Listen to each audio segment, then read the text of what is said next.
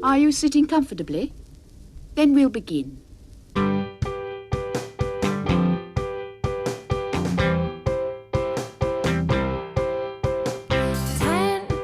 minutes left. Yeah, but there's still some time. It's not the final score. We need more than the numbers we're given. Show us you live and breathe the game. You're more than a name. That's what we came for. We can bring you more than the score. Every story. Let's take this thing off of the field into the real world, away from the numbers, away from the numbers. Hey, everybody, and welcome to another episode of There's Still Time, the AFTN Soccer Show, broadcasting on CITR Radio 101.9 FM, and we've got something a little bit different for you for this episode. On Saturday night, during the MLS Cup, we did our first ever AFTN watch-along. Not just watching and talking about the game, but covering a whole host of other topics to do with the Whitecaps, MLS, expansion, the drafts coming up, and a lot more besides. So we're going to bring you that show in full on this show, unedited, not even going to have our usual musical features this week. Just us chatting about the game, a little bit of audio tied into some of the stuff that we're talking about, and we're also going to hear from both head coaches after the final whistle. Sound good? Well, let's get going. I'm your host, Michael McColl. I'm Steve Pandher. I'm William Silver. And I'm Navid Mashinchi. So for anyone that's watching that's not familiar with Will or Navid, we'll get you to tell everyone a little bit about yourself, your connection to the Whitecaps, to football. Navid's going to have a long story in this one, so we'll start with Will. Sure. I'll try to keep this quick, but so I'm basically born in Vancouver. Been a fan of the Whitecaps pretty much my whole life. Became an active supporter in 2014. Pretty active in supporters activities. Deal with the Whitecaps sometimes and supporters relations, and just an avid supporter even through the ups and the downs. Now, we actually have a former player with us, a guy that has actually won a championship with the Whitecaps. In fact, the last championship that the Whitecaps won. So good old days, 2008. I moved here in 2007. So 2008 Right. was my first season watching the Whitecaps. So bizarrely, watched you made a couple of appearances. Then I watched you elsewhere. So Right. just tell everyone about your journey. So my name is Navid Mashinchi, and I was born in Germany, actually, in Düsseldorf, and lived there for 17 years and moved to Vancouver in 2006. And in 2007, I joined the Whitecaps with the original residency group. And in 2008, I made my debut under Taylor Torres in the USL, played for the Caps from 2007 till 2009. And following my journey with the Caps, I decided to continue my education and played for the Thunderbirds, attended UBC. We had a successful run there, won 2 national championships with UBC. And then following my graduation, I worked for the Whitecaps again in the analytics department for Robo Carl Robinson for 4 years. And so after Robo got let go, I also made the decision to move down to California. And now I'm doing my master's in data science. So I'm still busy with studies. Yeah, we'll talk a lot about some stuff past, present from when Navid's been involved into the team, working with Robo. And of course, the exciting thing is you're in Sacramento, who will soon be having their own MLS team. So we are going to talk about that. But this is an MLS Cup watch along. We've started a little bit late, had a few technical issues. We're trying out some new software that didn't quite work. Thanks to everyone that joined the initial stream. This is take 2. So hopefully this will be good. Obviously haven't missed anything from the game so far. They're just lining up for the national anthems. But just quickly go round everyone, and we'll say hi to Zach as well, who has also joined us. He has to dash away. So let's actually start with Zach. What are you expecting from today's cup final? Who have you got to win this? And just what have you made of these two teams this season so far? Yeah, I'm hoping for the Flounders to flounder, obviously. But they are odds-on favorite, and I think it would take quite a bit for them to not win again tonight. But yeah, definitely hoping that Columbus is able to pull it off. I think when you look at their seasons, Seattle has been, they had a couple of hiccups and stuff. There's a couple of games at MLS Cup that they probably want back. But they've been pretty steady and like pretty good most of the way. Columbus was peaked a little bit earlier, but has come on in the playoffs, and I'm really hoping that they're able to get the job done tonight. Navid, I don't know how much you've seen of these two teams over the course of the season, but what are you expecting from tonight? To be honest, I haven't followed Columbus too much, but the Sounders I have, and it's it's astonishing to me, like how I don't know how many times they've been in the final after the past 4 or 5 years. Yeah, it's 4. It's 4. Yeah, it's very impressive, and I mean, to be honest, like Schmetzer is kudos to him. I mean, obviously he's got the resources and everything, but he gets the job done somehow. I mean, he does. And I mean, that's the thing. Well, his contract's up at the end of this year, and he made it known very early that he hadn't been offered a new deal yet. His stock is now like sky high. You've got a couple of teams in this league now who are looking for new coaches.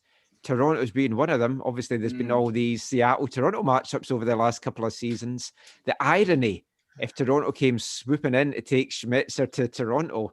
But I mean, Will, what do you think of what Schmetzer's done down there? He's one of those coaches that he's not the most charismatic. He can be quite grumpy and tetchy in his press conferences. He's not a sexy name when he got appointed, taking over from a legend like Ziggy Schmidt. But what he's done in the last couple of seasons, it's just been phenomenal. Yeah, I mean, they always seem to, they obviously have a great team, but they always seem to come back, especially recently. And the last game was, I was dancing on their graves, which I had about 5 nice minutes there where it looked like it was all going to go for Minnesota. But yeah, I mean, he's just done a miracle there. I also think too, to a certain extent, that it's really nice to spend money on a number 10. And I think these teams show that. And I think it shows the value of a number 10 in this league. And obviously, I think his stock is high, but there's a couple of people that I think are rumored to go to other countries like Ladero and a number of other people. And I just think that what they've put together there in Seattle over the last 5 seasons has been pretty amazing. So we're going to get set to kick off. So obviously we've not done on this show a live watch along. So we're going to try and see how synced up we are when kickoff comes, just so everybody at home kind of knows as well. If you're listening to this later on the podcast, doesn't really matter. But it looks like we are going to get set to kick off any second. Jer Marufo is the referee. They're waiting for all the people to get into the stadium, Michael. Just wait a minute. Yes. Oh, it's a normal Columbus run. Yeah. Okay, we're good. So I should let you know a little story about my this week and how much I've been paying attention to MLS. The last time I checked with MLS, the Minnesota was up 2-0 on Seattle. So I don't know if you saw the videos yesterday when I was showing you the initial setup. I had Minnesota in the final, because I had no idea Seattle had come back in that game. I had watched no highlights or anything like that. And then somehow it popped to me that it was Seattle. I think one of you guys mentioned it. And that's when I checked and I said, oh my God, Seattle's in the final. So that's how much I've been paying attention. I've now kicked off. I'm 5 seconds in. Oh, wow. Oh, I'm not. They're still showing I'm 14. One of the keepers in. Oh, wow. I'm way behind. I'm way. Should I pause it for 6 seconds? Yeah. Okay. Are you guys on watching it on TV or on I'm on TSN, live. yeah. TSN I'm live. like a or- fiber optic stuff. TSN. I'm Fox TV. in the US, but I'm synced with Zach, I think. I'm on 15, 16. I just got kickoff right now. Oh, wow. Okay. Oh, okay. Don't worry about it. You guys just watch. Yeah, that's all right. I'm not going to Right. spoil anything. Yeah. I'm not think- worried about being spoiled or anything. Yeah. I'll try and not do what we were talking about before we went live and spoiling this for people. But we're I not- think if people are watching it on TV with you guys, don't think they'll be spoiled. yeah. But I mean, you guys yeah. sync with the audience. That's better. Then don't worry about us. So I guess because I've got this sign down, I'll just quickly turn it up as long as this doesn't get us a copyright strike. So we've got the Fox commentators here. I wasn't sure if they would get Luke Wildman and Caldwell to do the commentary. I was hoping they were going to get Caldwell to do it because I thought that would possibly drive some more people to our stream. But it would appear not. So we're going to be live. We're going to have all mics open during this. Steve, myself, Navid, and Will are going to be here for the duration of it. Some of us might pop in and out over it. Zach has to dash away, I think about 6 o'clock as well. Who knows if it goes to extra time or something, he might be able to pop back in. We'll kind of see how all that goes. Oh, what has happened? I'll wait.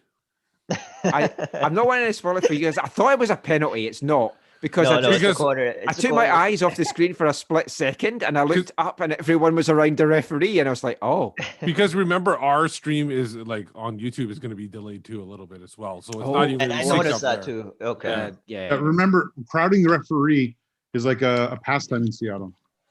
It was the Columbus guys that were actually Right. crowding the referee. So yeah, this is going to be an interesting one. I guess before we get too much into it, I'm kind of hearing someone's got TV. I think or it's something. Will. It's Will, I think. Yeah. He's talking to delivery guy. Oh, What he got that's to. fine. Yeah, we're gonna have No, all the you mics get- open, so you're gonna hear some stuff. You're gonna hear people making their dinners, and that's a Seattle chance here. Let's just have a quick go round as to who we think's going to win this. I want the Crew, but I can't see past Seattle. I've got to say, I just think their experience is going to get over the line in this one. Head says Flounder, heart says Columbus. Right. I'm with you. I'm hoping for the Crew as well. Although, but the thing is, with Caleb Porter being the coach there, you wonder if he knows he can pulls out something magic, some old Timbers magic. What about yourself, Navid? Who have you got for this? Hart says Columbus because actually you guys might not know. You guys remember Lagish? He was part of the medical group. He was a physio under Robo. He is a physio for Columbus, so I'm rooting for Columbus. And John used to be there, right? John. Yes, yeah, John, I think so too. Used to be in Columbus. He's in Portland now, though, right? Yes. Yeah. So there's some Whitecaps relationship, I would say. I didn't know he ended up in Columbus. I knew he was gone. I forgot he was in Columbus. I heard that he's in Columbus right now. So I'm hoping that'd be great for Lagish. He's a physio there. But I haven't followed Columbus too much, but I would expect Seattle to take it. Now we should get to what everybody wants to know is what did Will just get for dinner? Yeah, Will. Right. So funny story. That was actually an Amazon guy who was lost. Oh, But I do have a chicken burger here, which Okay. I'm going to try to sneak and eat. Homemade? While the game was going. Homemade? Yes. My lovely wife handed it to me off camera. I sadly didn't get a chance to eat anything before we did this because I was editing my East 5 podcast that literally went up 2 minutes before we signed on to all this. So I'm a bit rushed. I might disappear at some point and get something to drink. I haven't even done that yet. We've got a corner coming up to the Crew, 4.5 minutes in just now. First real chance of the game. It's been end to end so far. It's been entertaining, which is what I was hoping for. After the year it's been, you don't want a boring game here. Which of the teams last year was the team that was really playing it safe? Was it Toronto or Seattle? I think. Remember in last year's final? Seattle. I can't remember. It was Seattle has not been good in their finals. Yeah, it was last year's final was not a good final. I went down for that I think you guys all know. Oh, right. It was my first MLS Cup that I've been to. Right, you were And celebrating with your friends, right? I was in the in the locker room. I mean Put on the goggles. trying to tell my friends back home. Yeah, I was actually in the dressing room with the players of the winning team, and they're like, "No, you weren't." I was like, "No, I was. That's just how it works in MLS." It's a very surreal feeling, even though it was the Sounders.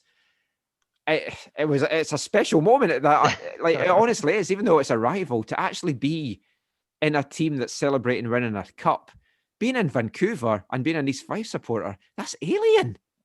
Like silverware. Well, weren't you there in 2015 with us? Weren't you guys allowed to come in? No. With the M-Way? No, because that was under the CSA rules. So that's like mixed zone and stuff. So media weren't allowed to come in. I would have loved to have been in for that. I just had the pleasure of smelling the beer off Russell Tybert. Rusty. Yeah.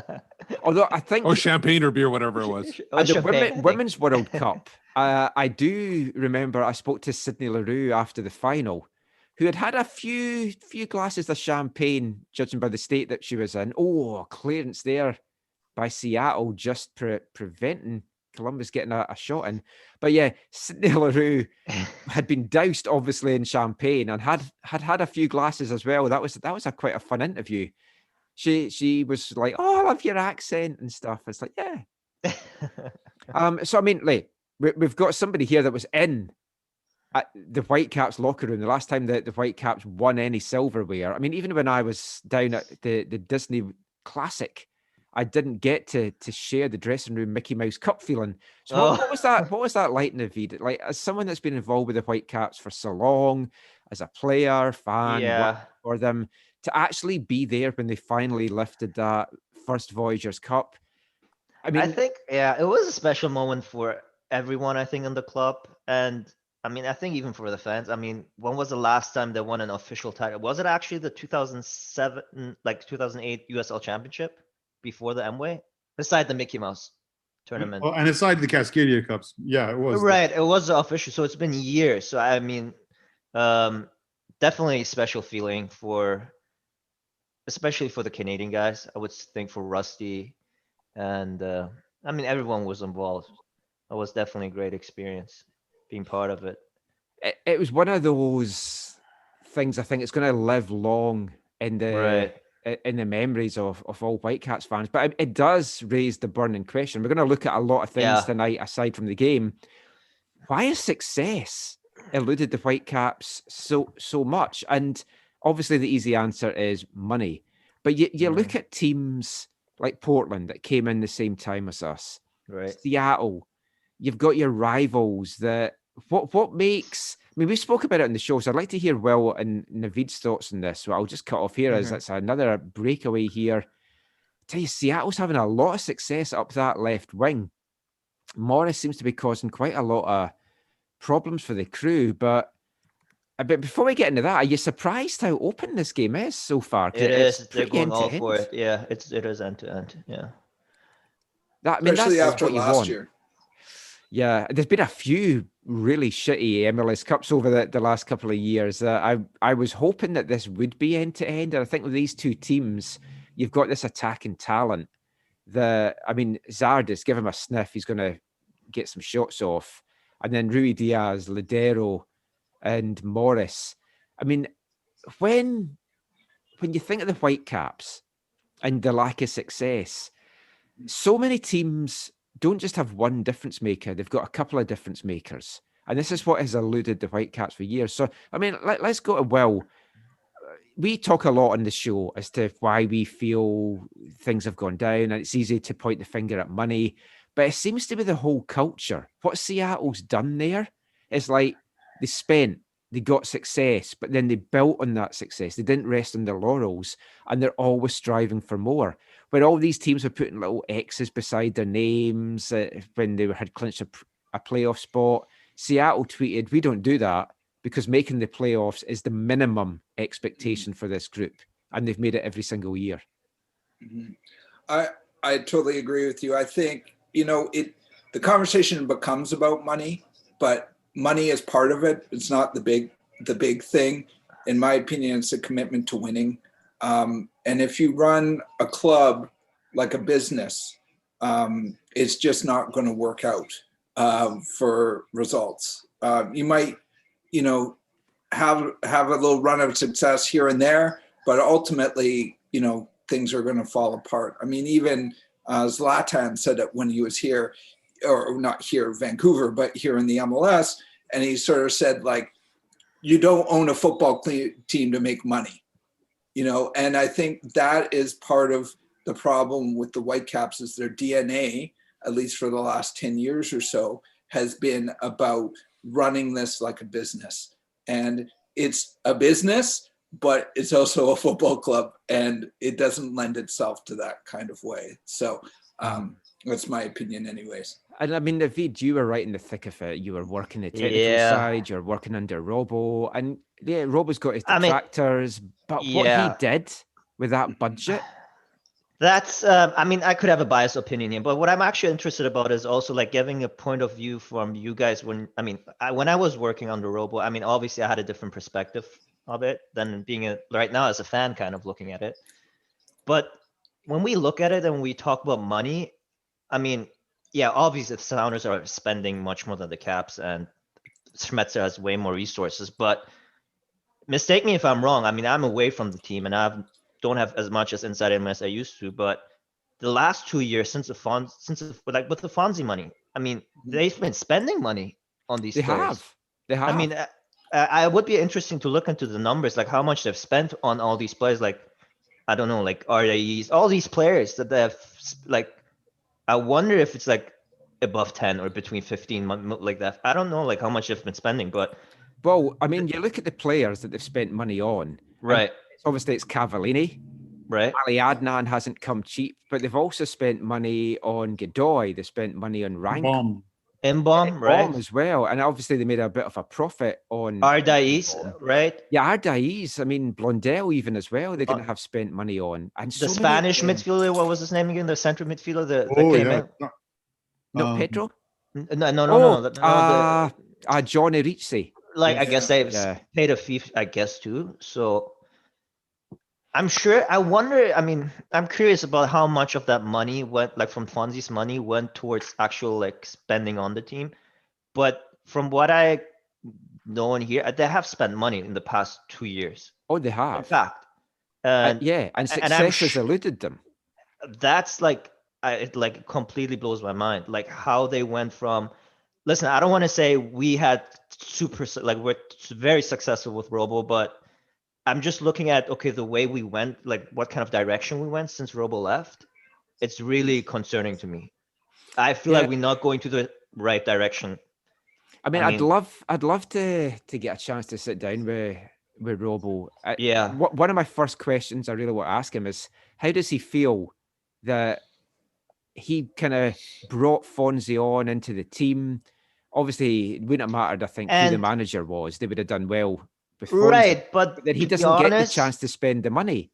Right. And I think he doesn't get enough credit, to be honest, with the fact that, I mean, Fonzie, obviously it's all about him. Like he did it all, it's all him. But managing the kid at the young age and actually like let him become who he is, right? Like give him the start. And I remember we really like protected him from media at the beginning a lot. Yeah.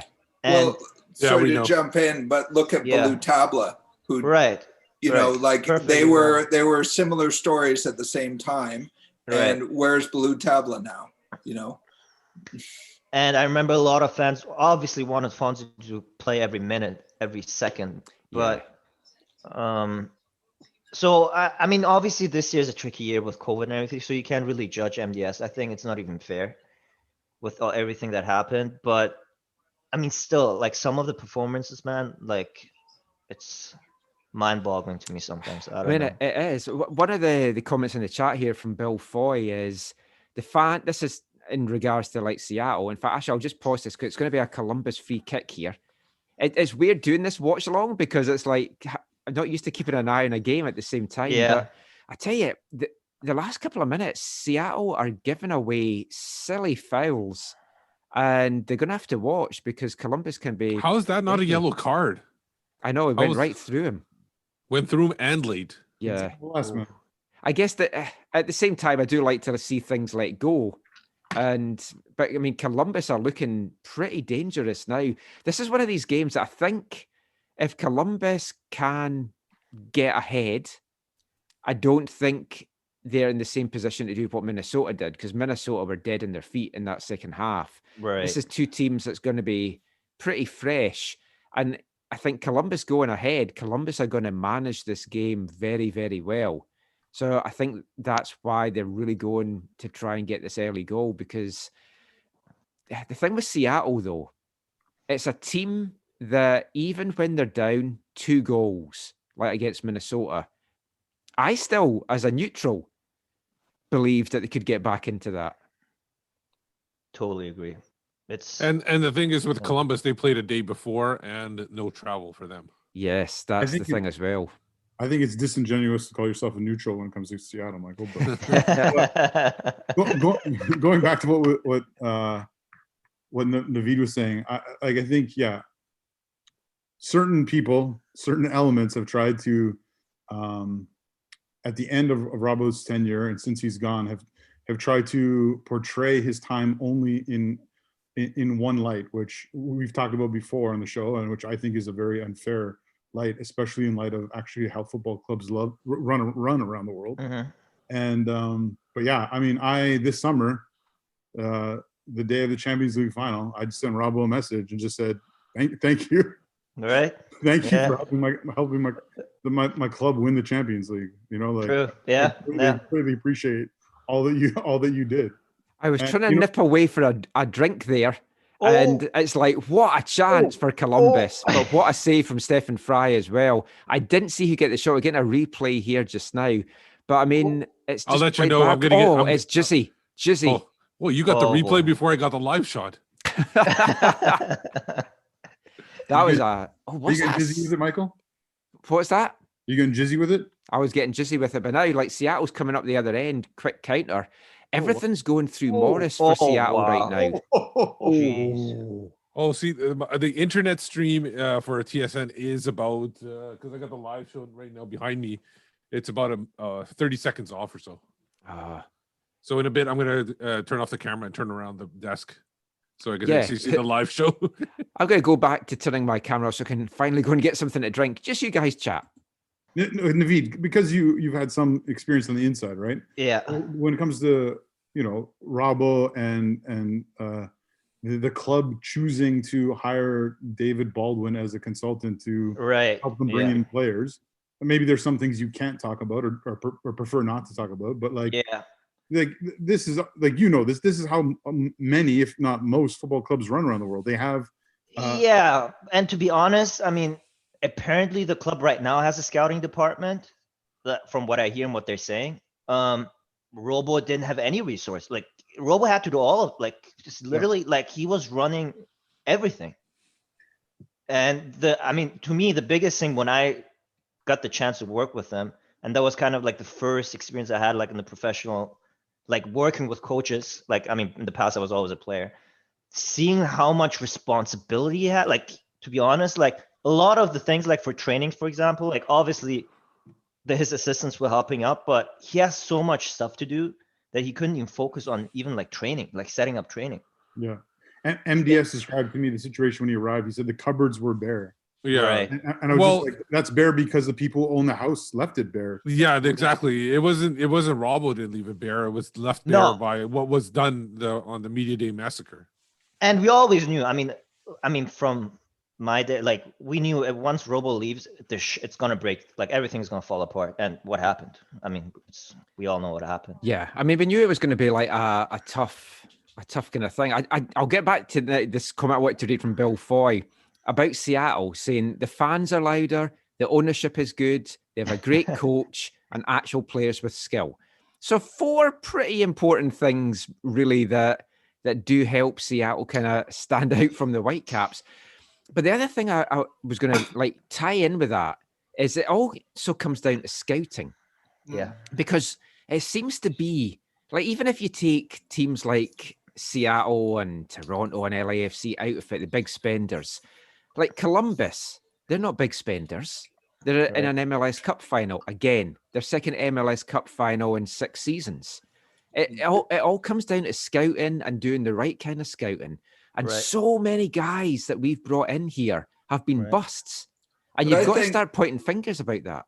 But I think, Michael, sorry to jump in, but I think that's also partly this commitment to winning and this commitment to running it like a business. Commitment to winning versus running it like a business. If you're like, hey, Robbo's getting players in and we're making the playoffs and we're not paying for a scouting department, why pay for a scouting department? Right. Yeah. Fair enough. Fair point. I mean, the weight off the shoulders of MDS with Schuster coming in and this scouting department that's partly already here and there's more coming. Right. I mean, that's going to be huge.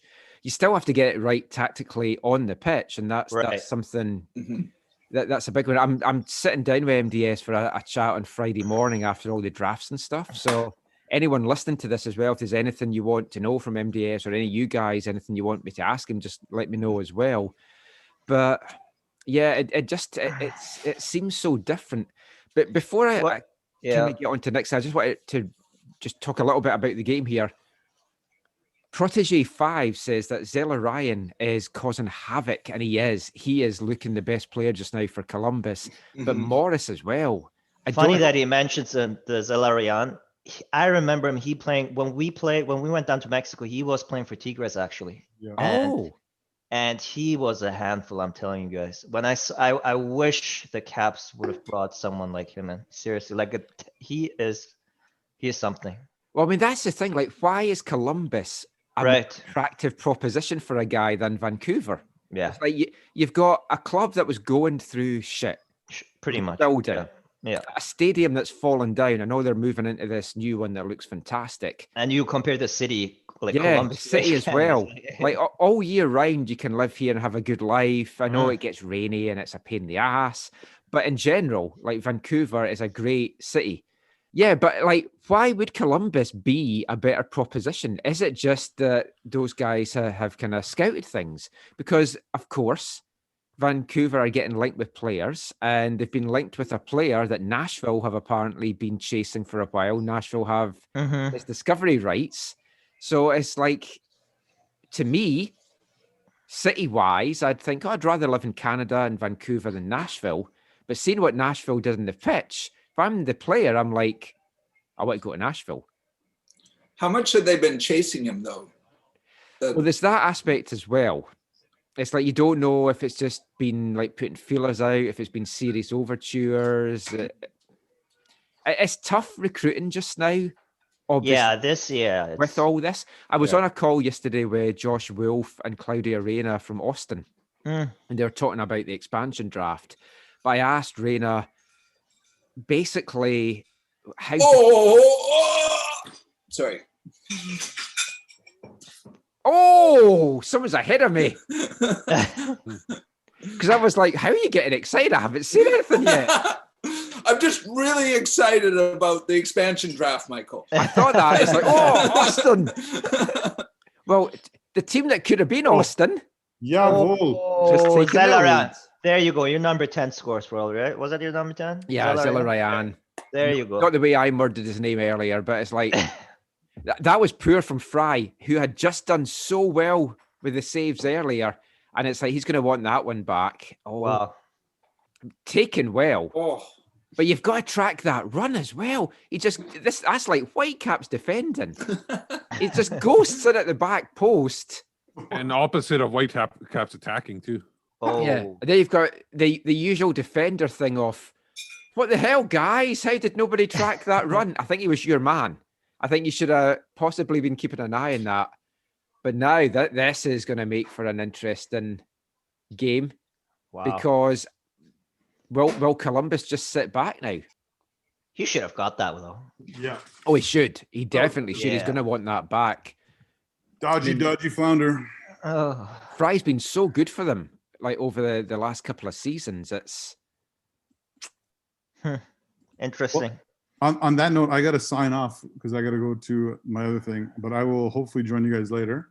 Yeah, come back for penalties. The result will be the same. Yeah, just see if we're doing the stream. We might be doing the stream and I haven't found out how to end the stream. That's the issue I constantly keep having. So you could just jump on and do something yourself. But thank you for joining us anyway, Zach. Crappy late start. If it started at 5, we'd have got the whole first half in with you. Yeah. It's always good to see you, Michael and Steve. Great to seeing see you, Zach. Will. Hey, Navid, Zach. it was special. Hope we get to do it again. Well, we're For going to be sure, having a for quiz sure. night with all of the five Rick. of us are going to be doing Oh. a special quiz night. We're just going to Looking sort the forward to date that. out. So everyone that's listening to this, I'm going to be the hostess with the mostess for this one. But yeah, we'll speak As soon, always, Zach. Michael. Have a fun Secret Santa. The secret is he's Santa. He is. He's got the build, but we don't want to give that away. He actually dyes his beard white when he's not doing the show. So just the four of us now, we've got a better screen. That's going to be better. 5 kind of messes things up. Should go for 4 or 6. I like that they're showing this replay from all these different angles now. But let's talk about this cross that's whipped in as well. Now, that is something else that the Whitecaps seem to lack, is a guy that can send in deliveries like that. Mhm. And, I mean, that was pinpoint to the back post. I'm just going to see who that was, actually. Was I that mi- a fool? No, who's Harrison? Oh, that's Roldan. He was a defender. Alex Roldan, 16. Yeah. Yeah, that was Roldan. Trying to see who it was that whipped the ball in, number 20. Well, I was 5. I think it was Derek Afoul. Etienne. It was Derek Etienne that sent Oh, it was in. it Etienne? Yeah. Okay. That was like pinpoint delivery, but that run, it's like Etienne knows exactly where Zilarayan's going to be.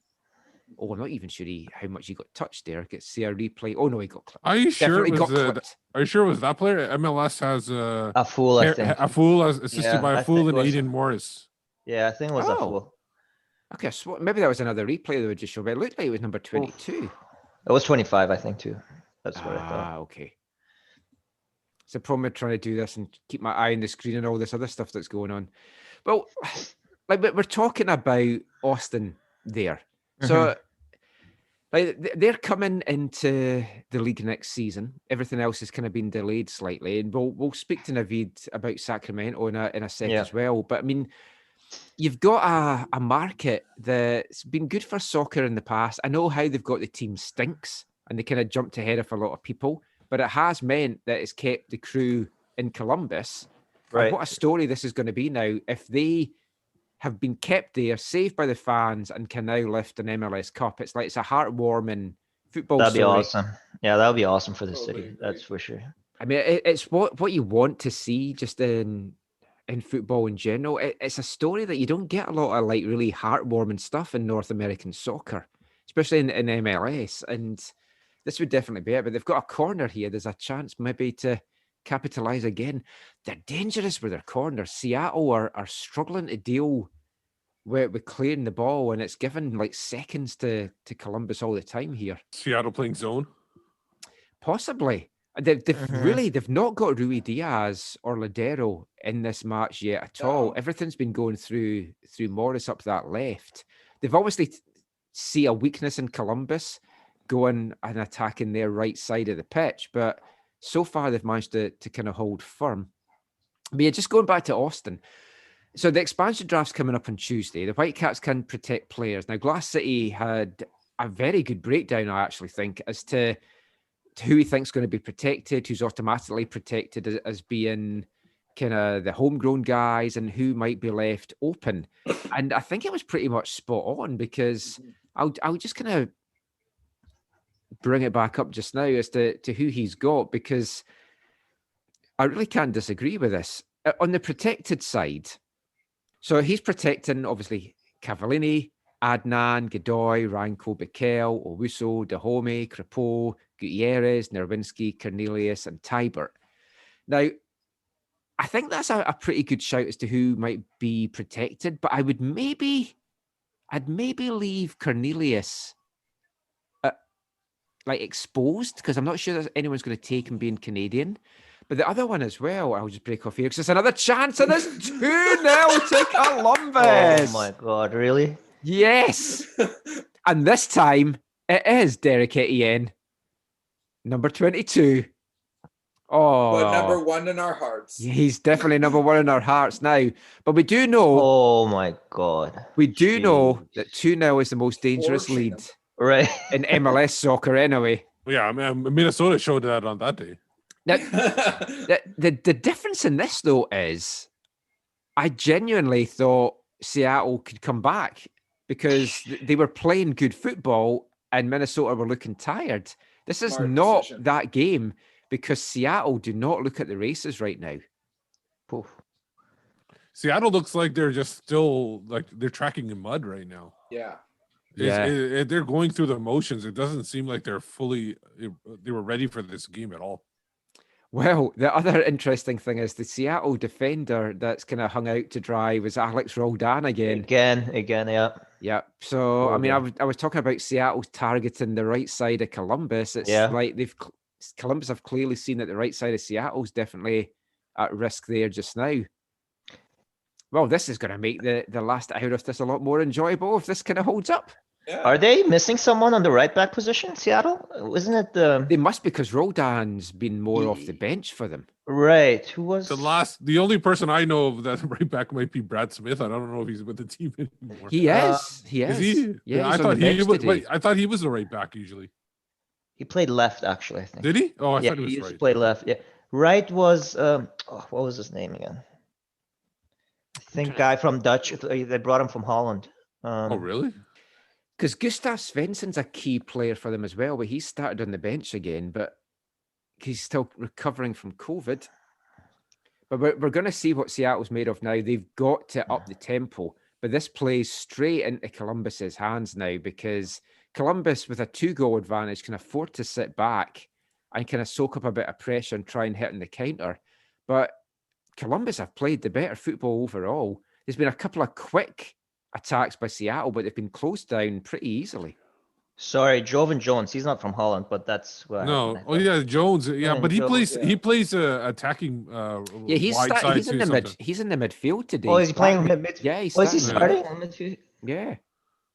Oh, right. But he used to play right I back. agree with you that he used to play right back. Yeah.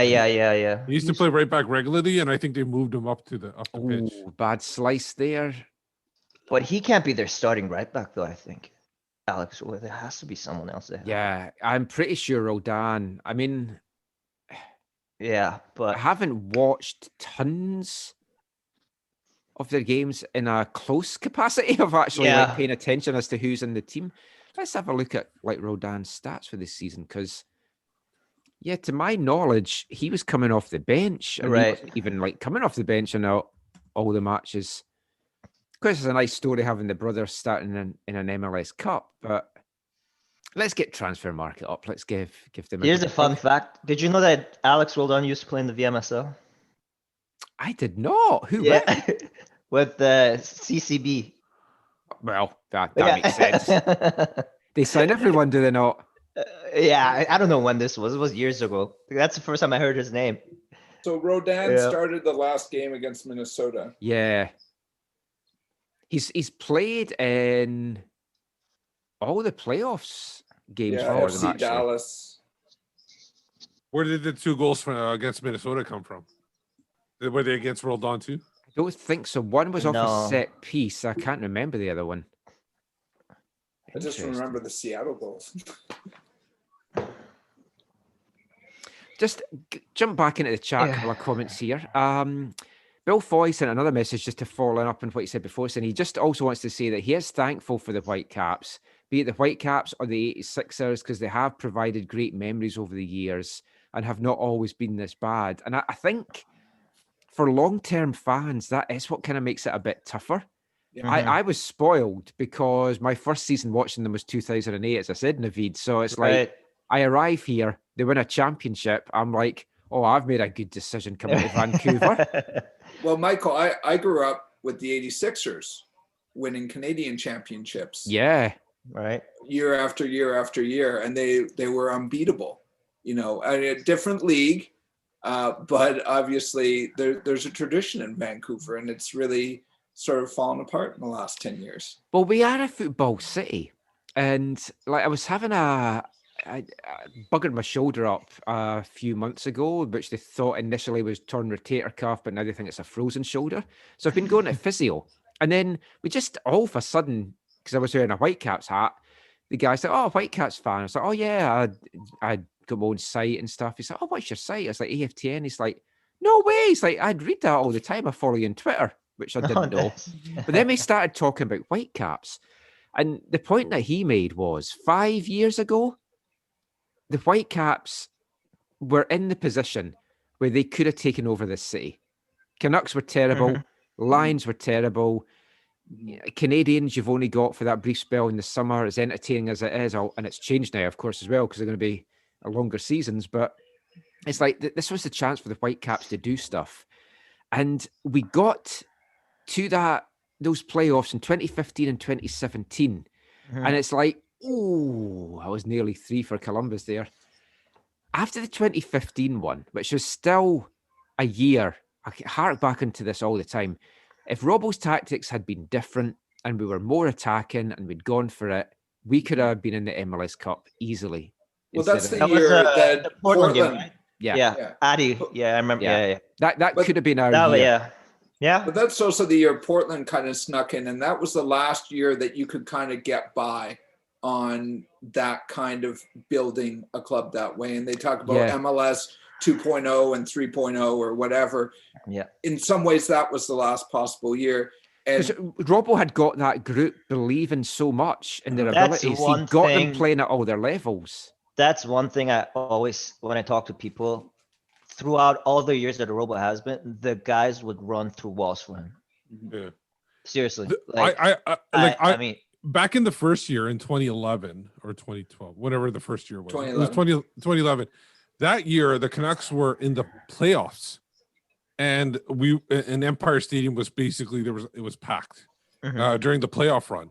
So they could have built off that by itself, but they did bungle up those first couple of years as well, and that hurt them as well until Martin Rennie came in, and then eventually Robbo came in. right. But just another point just to throw in there about the success, like in 2014, 2015, I'm sure you guys remember, but we were pretty close to winning the Supporter Shield as well. Right, He's not here anymore or on the chat, but Zach and I were planning TIFO for a cup presentation. So, I mean, to then go to where we are now, it's just interesting to think back to that only 4 or 5 years ago. But that was the point, that the front office and the ownership should have said, okay, we were this close. We've got a good team. We have to build on that. And that's what the likes of Seattle have done. And instead we've gone backwards. We shouldn't be entering our 11th season and we're still rebuilding a team. Yeah, it's...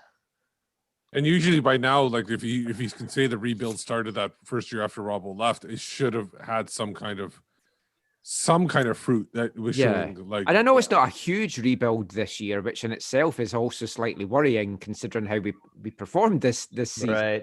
Right. But there's not going to be massive turnover.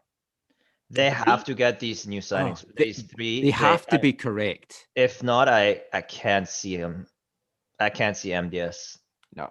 Well, his contract's up at the end of this season. Right. So it's like they wouldn't have to pay him off. They would just not renew his contract. Right. And that's the problem. He's going to be a lame duck coach. So how much do the players listen to a coach that's in his final year of his contract? I mean, I fully have faith in MDS as a coach. Oh, 100%. Because you don't become a bad coach overnight. I met with Todd Donovan of the general manager for Sacramento Republic, and he worked with them in San Francisco with Mark DeSanos, and he spoke so highly of MDS. And I don't think MDS is really the issue, though. I mean, what can he do? Like, I mean, again, he brought those players in. That's the only thing you can blame him for. I mean, I sometimes question why we would spend all the money for a left back. Like, I still don't.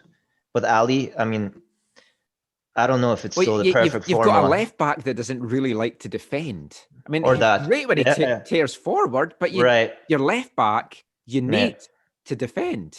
Exactly.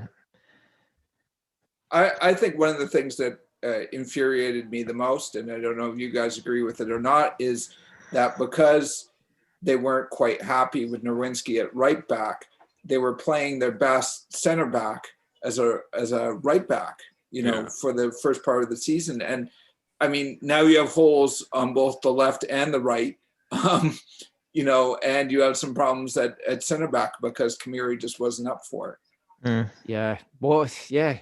I'll get back to this protected list in a sec, but just to go back to the game, I keep forgetting that I don't know how these watch-alongs are meant to work, because apart from the one I was on, It didn't look anything to me. It just looked like a little kind of. Did he flop? It didn't seem like anything happened there. I See it in the genuinely replay. don't think he caught him.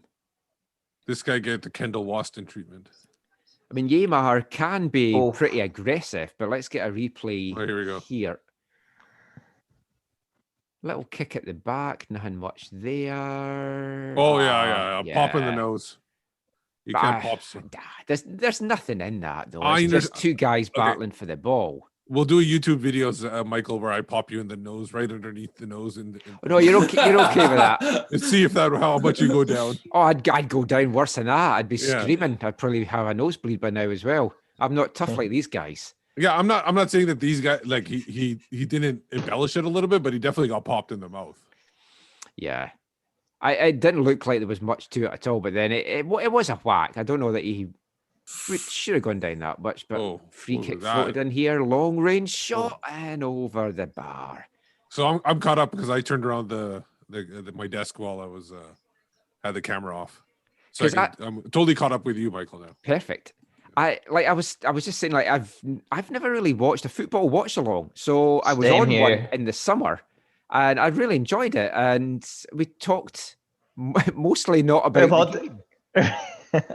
So I don't know. Are we meant to talk more about the game? If folk that's watching this, You let us can. know. No, I don't think so. I think you bring up the big things that happen in the game, but you can talk about any topic. Yeah, there's already a play-by-play guy, so I think they Yeah. got that covered. We're not Yeah. here to do play-by-play. That's true. But my big disappointment, I was just double checking the crew. Oh, here's an Seattle goal. Play No, on. no, What we say foul? playing on.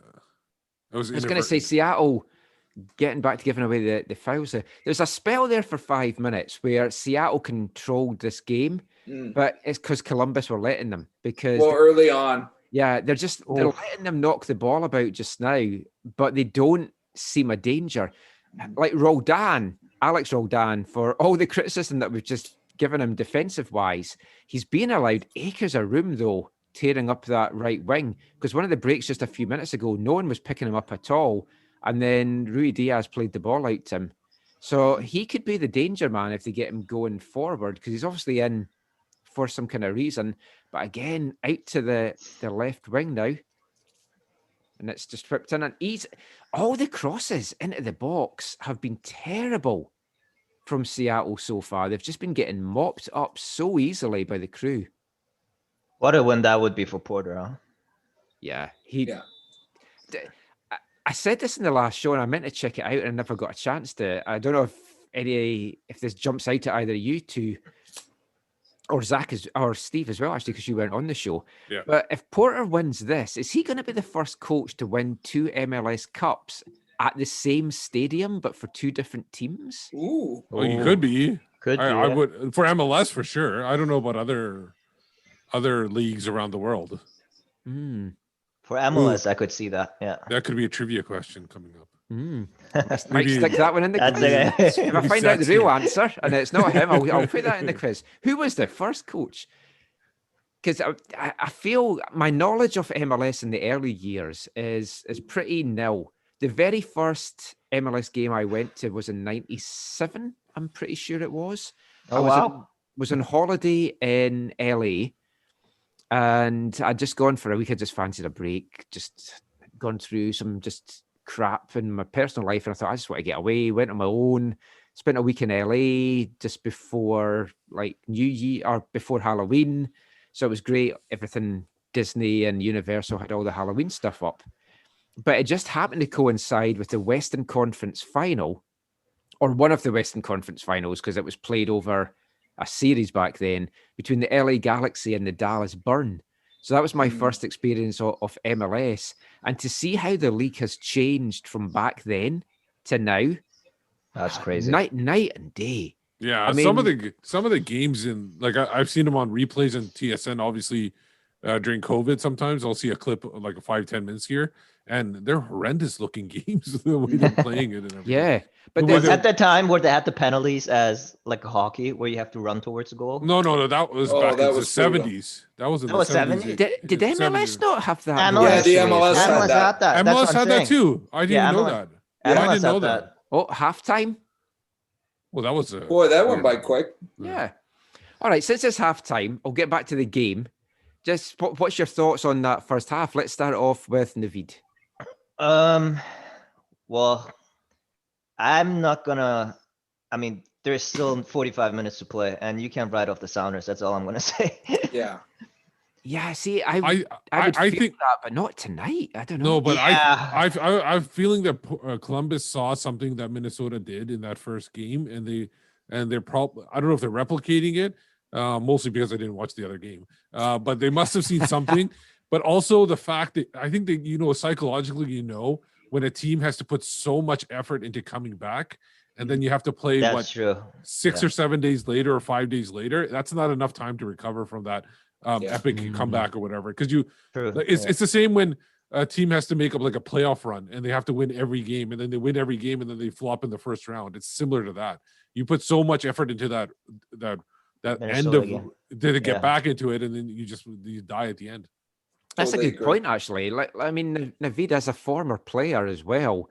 I mean, is that how it feels like if you've gone through such an emotional, draining game the game before? Is it hard to then pick yourself up in some ways? Mentally, for sure, but because this is MLS Cup final, I think the guys, I think that shouldn't be an excuse. So, I mean, it's a final. Like, If they're you're not gonna up go. for this, If you're not up for the. But I know think- where Steve is coming from. Though. I think get it. but I think even subconsciously, sometimes I think the Yeah, players yeah. even realize it, that it's draining on them.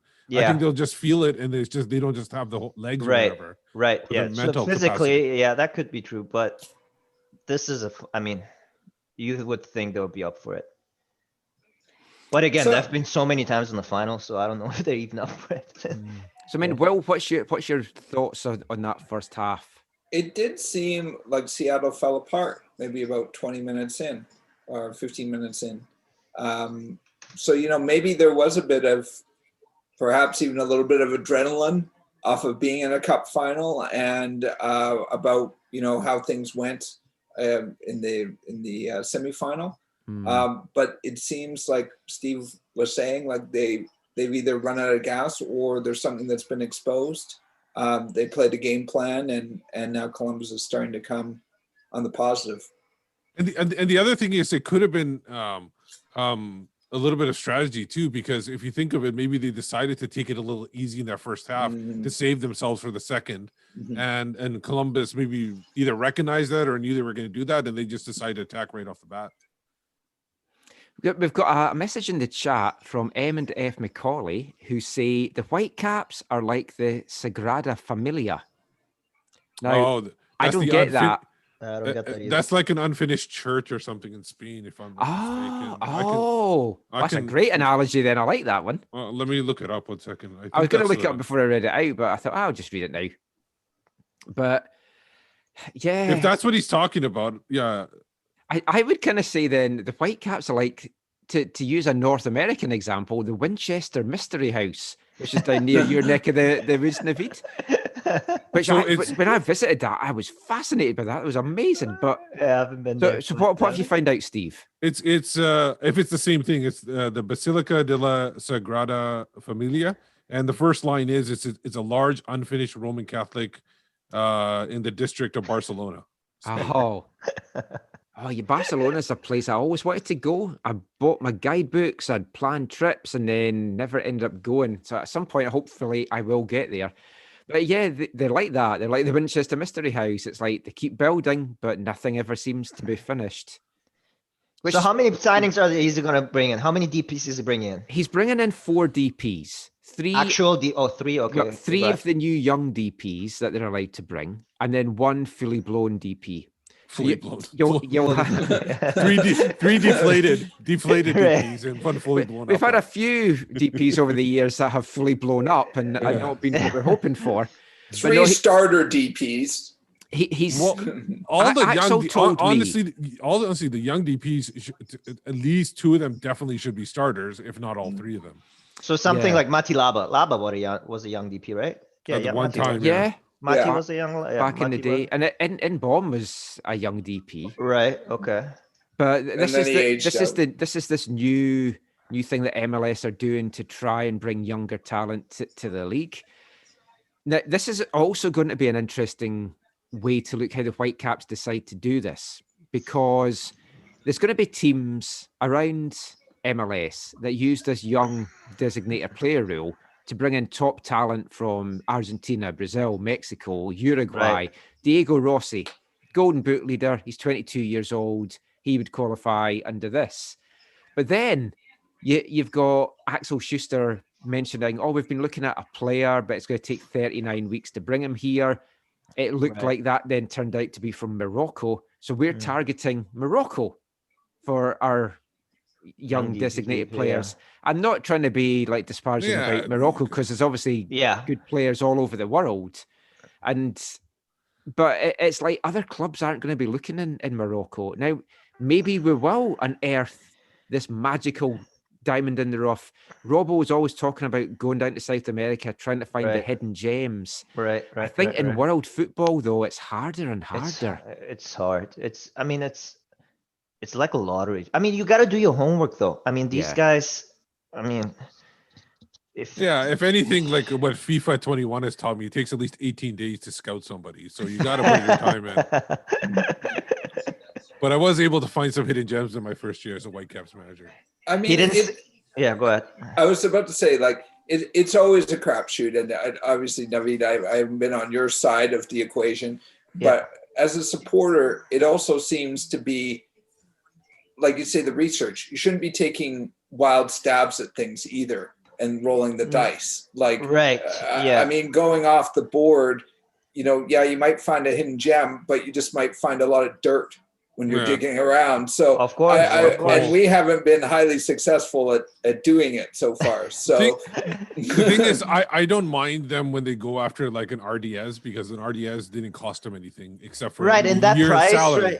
Yeah, in that price range, it is a hit and miss, to be honest. I think. Yeah, and the thing is, this guy RDS was rated as like at one point one of the top 50 young footballers. Right. So you definitely take a stab at that. Right. And then you got so much content from the the mystery detective stuff with Michael as well with RDS.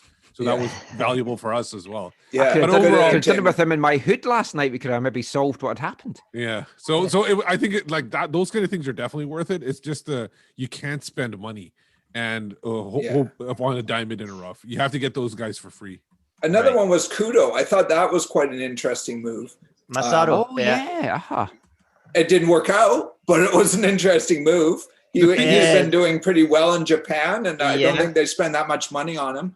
Right. So the thing is, they should be able to use the whole Alphonso Davies example. Like, we got this guy, and now he's playing in the Champions I'm sure League. they do that. They have to be. And follow their Twitter right now. It's all about Fonzie every other day.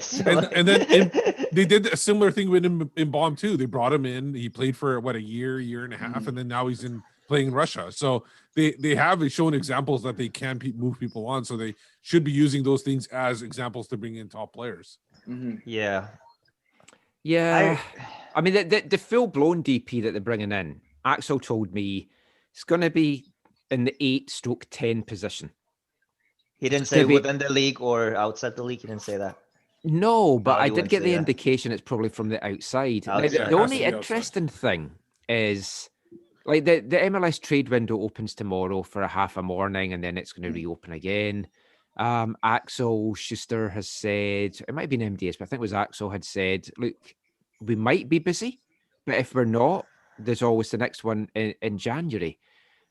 You look at so many teams around the league, and like Columbus is a good example. Nashville this year, I've harped on about so many times. They've got these quality MLS guys that maybe wouldn't go and light it up in the top leagues in Europe or whatever. But in MLS, they're solid and they get the job done, and they know how to win, and they know about playing on different pitches, and then going from altitude one week to the heat in the next week, and then all the travel and all the crap that goes with it. When you're bringing guys in from like Japan, Korea, like Morocco, Tunisia, wherever, it's hard. Like even guys from the UK and guys from Scotland that I speak to, they're like, this is way more than I was told about it. Yeah, it's way more than I even imagined. Yeah. I mean, you remember in 2015 when we brought in Jordan. I mean, Jordan was there longer, but guys like Harvey, Beta, those guys are they're so valuable having these MLS experienced guys. Totally agree with you, Michael. Whose telly is on? Not mine. Oh, mine? Oh, maybe. Did you guys see the clip of Garber today? Him talking about. Oh, no. Kerfoot? I think it No. was on Twitter. I think he mentioned something about how successful Kerfoot and his franchise has been, What? and there's more success to come. Just look it up on Twitter, something like that. Yeah, Glass City tweeted it. I didn't have a chance to watch it because it was on the chat here. Oh, wow. Was that like during his State of the Union address or something? I don't It was know. on TV. No, it definitely wasn't, because I was on that call, No. and that was a pile of crap, because this was one of the things I was going to talk about. So we'll get into that just now, since Donny G is on our TV as I speak. So it's a State of the Union call. There was 230 people on the call. Wow. So Wow. obviously you're not going to get to everyone. The chances of him coming to like AFTN to ask a question's diminished when there's 230 people on the call. Previous years, though, I have been picked to ask a question, because the Canadian content is very small. So it's like I'm one of the token Canadian guys they get to ask. But this year it was just Neil Davidson from Canadian Press as Canadian media that got to ask a question. But it's called State of the League. And you've got a lot of journalists from local newspapers on, and they're asking specific team and city questions. What's happening with the stadium in New England? What's happening with this thing to do with a certain team? That, to me, that's not what it's for. You do that on a localized call. Where was the questions about what's happening with the schedule next year? Are you going to be releasing a full schedule? Are you going to do it in stages? Is there maybe going to be a chance to have another summer tournament? The Canadian teams, could they have a bubble maybe where they can host some games initially and other teams come to them? But they start off with all this Canadian stuff. What happens in different stages if there's a vaccine, if there's not? There were so many questions that went unanswered that to me were so important. And it was just really frustrating. You very rarely get the chance to put questions to Garber. I just saw it as a complete wasted opportunity. Rant over. I think Christian Jack had some sort of conversation with him after. He'll probably get to sit down with him as like TSN as the national broadcaster. Yeah. But yeah, I don't know. I was just frustrated by it because there is so much unknowns into next season. But we'll come to that. Yeah, And I've started a couple of topics that I haven't got very far with. So I'm going to go back to Austin. Oh, you going to say something, Steve? Yeah, I got a thing from Greg Petrie. He said he's asking about from something you said earlier. Did Schuster say that DP would be a 10 or an 8 or a 10 who can play an 8? Because they really need to stop getting guys who are good at two positions and concentrate on getting guys who are great at one. Yeah, he said an 8/10. So I think it's a guy that could play either position. But I hope it's somebody that is a 10 who can play an 8 position if they need to, instead of a guy that is an 8 who can be slid up to a 10 if that's the requirement. I'd rather have somebody whose primary role is the 10. That's the thing. Like Pedro Morales was our last proper number 10. Before him, there wasn't anyone. After him, there's not been anyone. To have one proper 10. Now, Bustos could have done it, but he was way too young and inexperienced. Bringing the Pacific FC Marco Bustos into it now. If Marco Bustos was the player he was now, back when Pedro left, I think he could maybe have taken that mantle on. But now you need a way more experienced guy. You need a guy that's done it at the top level. But why have we never had a number 10? Because they're expensive and hard to get, and everybody wants one. Yeah. But so are top strikers, and we splashed out to get Cavallini, but there's no point spending money on Cavallini if you've got no one giving him service. Right. True. Right. That's the thing. So, yeah, going back to Austin then. So the expansion draft is coming up on Tuesday. So I read out what Glass City's idea of the protected players were. So just to go through that again, because that seems like an age ago now. It was Cava, Tiber, Adnan, Godoy, Ranko, Bikel, Owusu, Dahomey, Kripo, Guti, Nerwinski, Cornelius. Exempt are Raposo, Baer, Baldy, Hassal, Pasil, Metcalf, Bomer, Colline, and Fashioneri. So who Glass City was going to expose was Evan Bush, Andy Rose, St. Ricketts, Jasser Kamiri, Brian Meredith, Milinkovic, and Montero. Now, I would be more inclined to expose Cornelius. Instead of Maybe, well, I'd maybe want to bring Montero in because you've got more chance of maybe trading his rights or. I think that whoever, like, I think because he's not under contract, there's a better chance of somebody plucking up Cornelius. And I know that there's the Canadian thing, but if he's available, they can easily talk to like a TFC or Montreal and pick him up and then trade him off there. So this, if somebody likes him as a Canadian, just because it's Austin as an American team, doesn't mean that a Canadian team can't be interested in him and try to get Austin to pick and offer something for him. And that's where I find Kamiri is interesting as well. Yes. Because maybe there was a choice there between Kamiri and Cornelius. At least, this isn't the official list. Yeah. But I mean, it's interesting. It's pretty close. As to what I would have picked as well. And I think there's not a lot of wiggle room in this list What as the to hell who you're going happened to there? protect. I think that was just frustration. What the heck happened there? It's like 8 seconds in and you're frustrated already. Is it like, are they playing rugby rules where they just possession, like they're kicking for touch? Yeah, exactly. The thing about Kamiri is I think you're safe exposing him because nobody's really seen him play. No. Well, it was underwhelming in some of the games he played as well. He had a game or two where he was good, but he had some games where he really wasn't very good. But I think you're only concerned if you're you only pick him if you know you're playing Zlatan Ibrahimovic a few times because I think that's the only game he had good. How many appearances does he have in his as a Whitecap? I can probably count him on 2 hands. Single digits because He he was made injured for one in most of last 2019. Yeah, I think he probably made 3 or 4.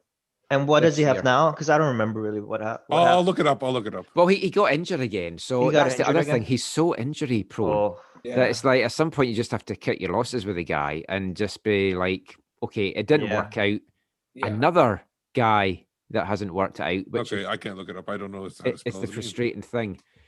Yeah, I don't know. But Kamiri was another one that I felt MDS. You never know how much of this is true, but he seemed to be really high on him. Oh, very high. They were pushing him for sure. Yeah, he is, and it's like I was as well. The first season he was here when I watched him train. When he got back from injury at training, he was like you say you want to train how you play.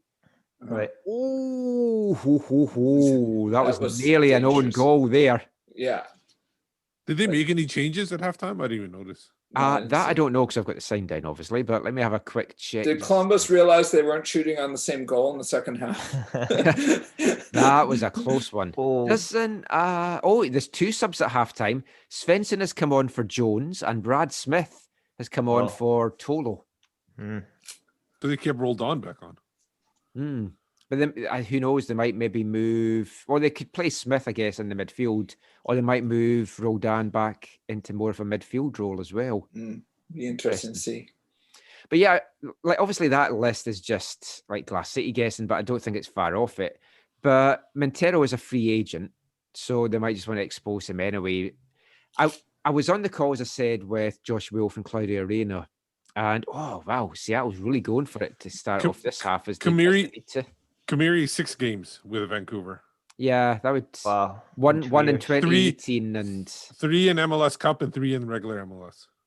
Oh, MLS is back. Sorry. Yeah. That was what I meant to say. Wow. Yeah. So I mean, definitely haven't seen him at all. 2 cards in 6 games. I asked Reina, Claudio, not Jordy, as to if they'd had a lot of contact with clubs, because obviously in these expansion drafts, clubs are always like, well, is there a player you'd maybe like of ours? Because we'd like this guy if you can maybe take him. And they basically said, yeah, there's been chats, but fundamentally what they're wanting from this draft is they want 5 players at the end of it. So they don't want just like Gam and Tam, but they want 5 players that can be starters. I could easily see a Bush in there. In the mix, if they're looking like for a goalkeeper. For me, that's the one that makes big sense. You've got an experienced guy. I know his salaries may be a bit hefty for them. That is the only thing. Right. But I mean, you'd be getting a guy when he came in at the end of the season with us, I thought he did really well. Oh, I yeah. liked him in Montreal. He's Right. been a union rep, so he knows his way around the league. He's a great. Oh, that's a forearm smash from Smith. But it seemed to hit him in the face, but he goes down clutching his nut. So that's a bit of an interesting one. I'm going to put that back. The advantage of Oof. having that. Oof. Was that an elbow? I'm just watching this Oh, again. oh, Caleb no. Porter's pretty mad. I mean, it was a wild tackle from Diaz. Oh, yeah, he does catch him straight in the face. And the knee, actually. Oh, yeah. That's at least a yellow. That's Yeah, you got a yellow, yeah. That was just stupid. That was just, again, that's just frustration. I think we're going to see a bit more of that out of the Sounders players in this half. But Seattle started this half strong. They're really, really going for it. But you're going back to Bush, he makes total sense to me. Depends what other experienced goalkeepers are out there, though. Because they could also pick up Meredith from a fraction of the price, and he's been in the league for a while, just maybe not a starter. How much was Bush on? 300? It was 300 something. So, I mean, who knows Yeah, that's now? a lot. That's pretty hefty. Yeah. That is, yeah. You'd want him in as your starter. So unless they've got a starting keeper lined up, Right. I mean, they might want to look at him as a starter. I don't know. That was the main reason I wanted to go on the call, because I was just curious as to what the tactics might be just for this. For anyone actually listening to the podcast, I'll play a little bit of audio now just from the call with Austin FC head coach Josh Wolf even. Oh, and also from their sporting director Claudia Arena. So here's what they had to say.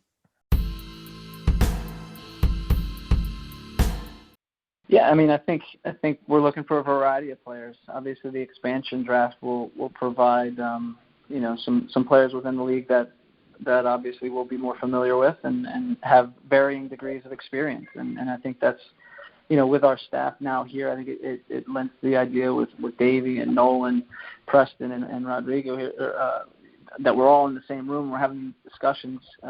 There's more insight into players, but we're looking for, we're looking for a number of players in different positions. And, again, you're looking for starters, reserves, and players that you feel you can develop and get players that have value. So, but the primary thing is that they have quality and they have recognizable qualities to our game model. And then there's the human aspect of the person and their growth mindset, the character, the quality inside the locker room that they've shown, and that's getting a little bit of background information on players. So it's good that everyone's here, and that's kind of what our driver is at the end of the day, the quality in the player, the type of person, and are they up for what we're going to try to do here in Austin.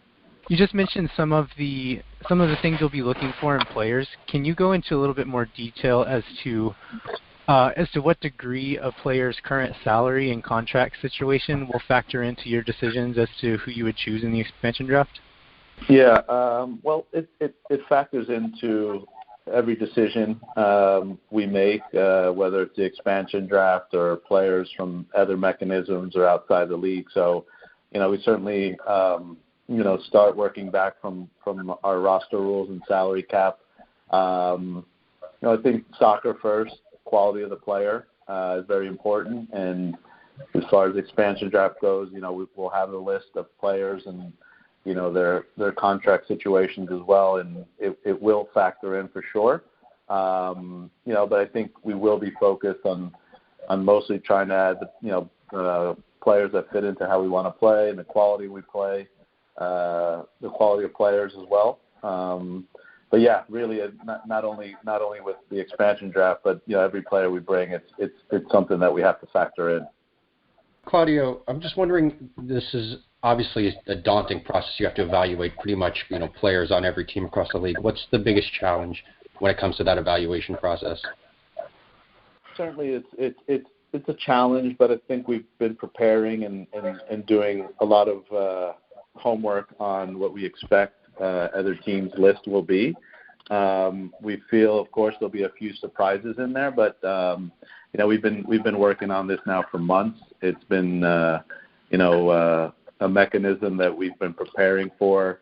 We'll get the list and we'll go from there. Monday will be really busy in terms of seeing the players available, even watching more video, having conversations as a staff and how they could fit in.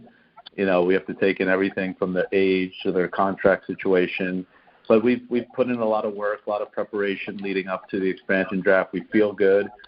Certainly as the only team in the expansion draft, we kind of have a better sense, obviously, of being able to control the picks, unlike coming in with another team like last year. It really changes the dynamic of the draft. So, we got a great staff of coaches that also have a lot of experience, having seen or coached some of the players from whether they were young or just throughout the league. And it'll be a lot of conversations on Monday about the decision and direction we go with our picks.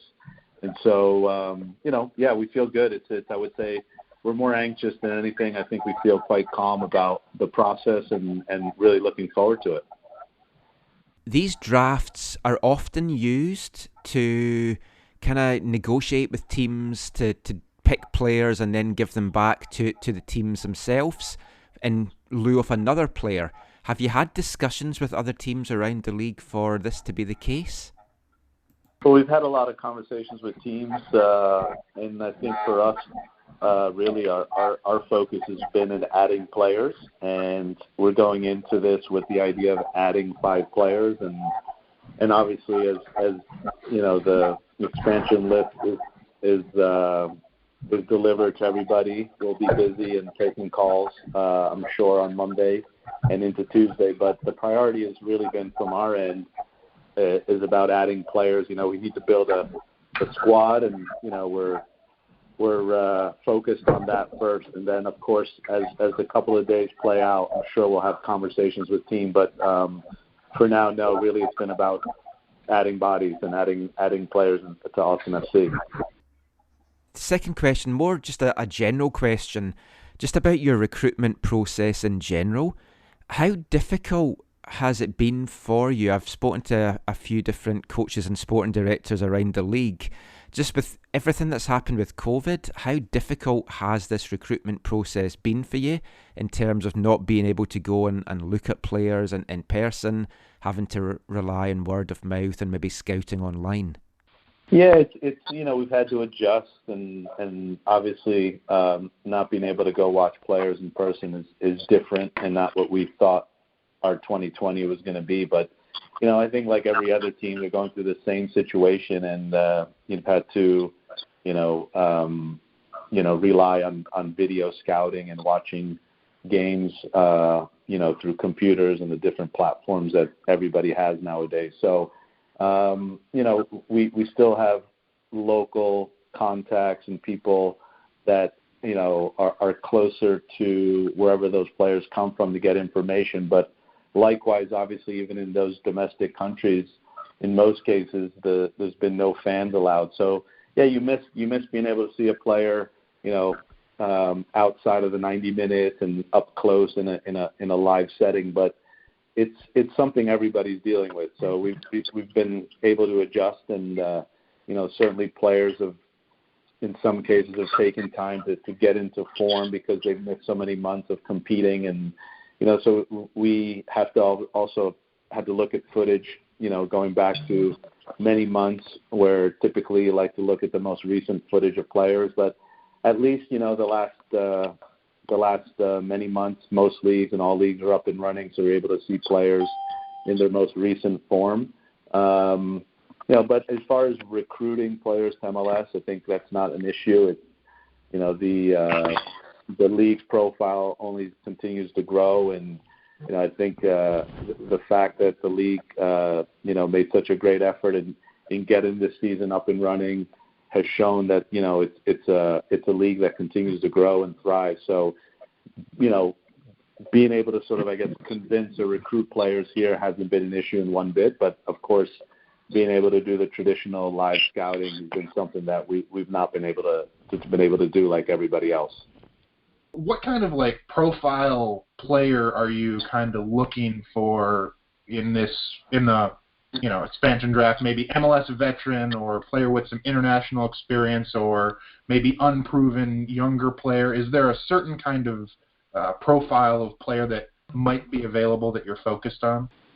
Again, I think we're pretty open. I mean, part of this exercise is seeing what's available in the draft, and we've drawn out a lot of models and put together our boards of who we think is going to be available there. And there's been good players taken in the expansion draft, and we're quite aware of that. And I think for us, just again having some specifics about positionally what we're looking for in these players, and that just goes position by position for us. And obviously there's varying levels of that if they're a young player that maybe hasn't had the experience, or if they're an older player that has experience, as you mentioned, is an international or even not an international. But hopefully they have a body of work that we've seen. Davey and I spent a great deal of time watching players over the summer.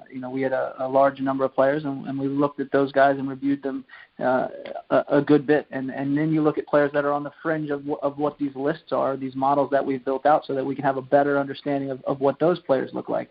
And then it's just making decisions based on what's available in the draft. And we'll always utilize kind of the player attributes that are near and dear to us, and what we view as our game model, and we'll make decisions based on that. But Austin is an interesting proposition for me. I don't think we needed another Texas team, but I mean, this is a good chance. Boy, there could absolutely terrible camera work, but that was a chance there from Seattle from Christian Rodan. So I just want to give a message out. I think John Flynn is watching us. That sounds eerie. No, he's on YouTube. John O'Flynn.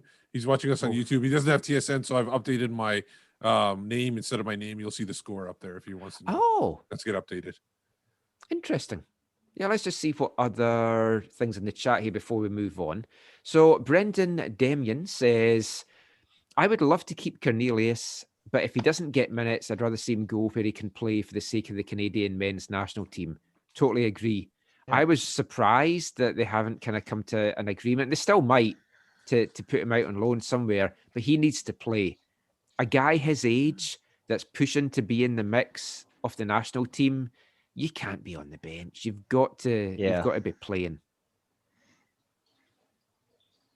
Let's see what else we've got here. John O'Flynn says Seattle is known to be a comeback team. Any senses that is possible?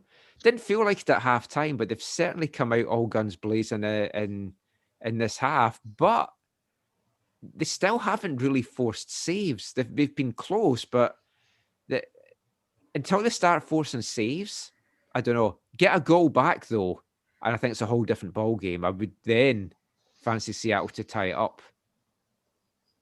Don't know how you guys feel about that. Oh yeah, next goal is gonna be next goal is gonna change the game. That's why the 2-0 lead is the most dangerous lead, because if Seattle scores, Columbus is going to be on their back foot at this point. MNF Macaulay says Flounders have come out on their front foot. Certainly have. Dennis Molag says, what minute are you on? So right now I'm about to hit 52:45. Mark.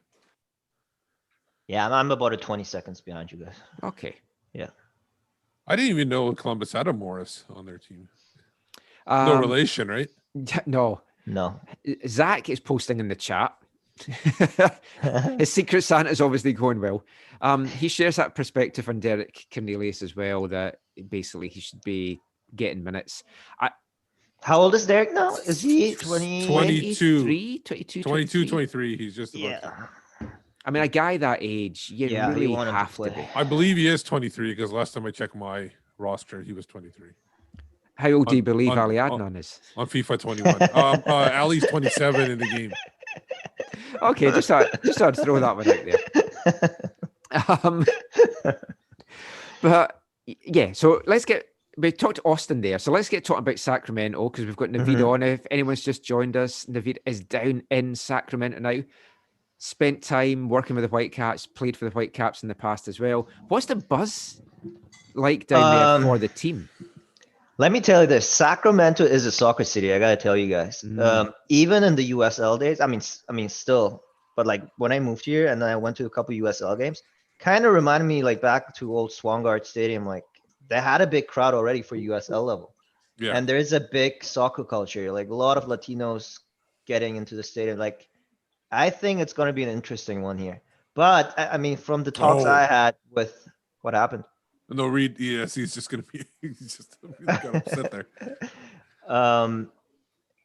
I don't think they're going to be like an LAFC, or I could see them more of being like a Nashville. Like they're not going to be a big spending team, I think. Do you think San Jose maybe they'll be like similar to San Jose because they're so Yeah, close to each yeah, other? yeah. That's going to be a good derby, I think. From a derby point of view, that's absolutely fantastic. That's great. It's for Northern California. It's going to be great. Yeah. I mean, how's it going to work with protection rights and stuff as well? Because surely they're going for a lot of the same players, but they're also going for a lot of the same fan base, you'd imagine. Exactly. As well. Like if someone's halfway between the two, because I've driven. We spent a couple of days a few years ago at Lake Tahoe. Right. So then we were driving from there down to Pacific Grove, just south of Monterey. Right. So we went through Sacramento, and I couldn't believe just really how close it is to San Jose. Then to get another team there, it just seems a little bit strange. I think they totally they really deserve it though. Like they have a big history. Yeah, they've been in the mix for I don't know how many years now, like to get into the MLS. Yeah, I think they should have been in before now. And Austin basically stole some places, so that kind of pushed them ahead. When are they coming in now? Is it 2023? They actually moved it a year back now because of COVID and everything. So, I've gone into their website. That rendering of their stadium looks nice. When you go in it, that looks amazing. Yeah, it looks nice. I'm actually very excited to see what's going to Hey, Michael, I have a quick question. I'm barely remembering this. What was the whole deal with Columbus versus Austin and who's actually an expansion club? Because wasn't there some dancing around there of who was actually the expansion club, that they were still moving the club to Austin, and so Columbus was technically the expansion club? No, I think that was just something that was kind of put out there. That was never like Columbus. It was never a case that it was moving lock, stock, and barrel, and this was going to be the new one. So Austin is the expansion team. They've got Precourt as the owner, along with the likes of Matthew McConaughey, which immediately gives them star power.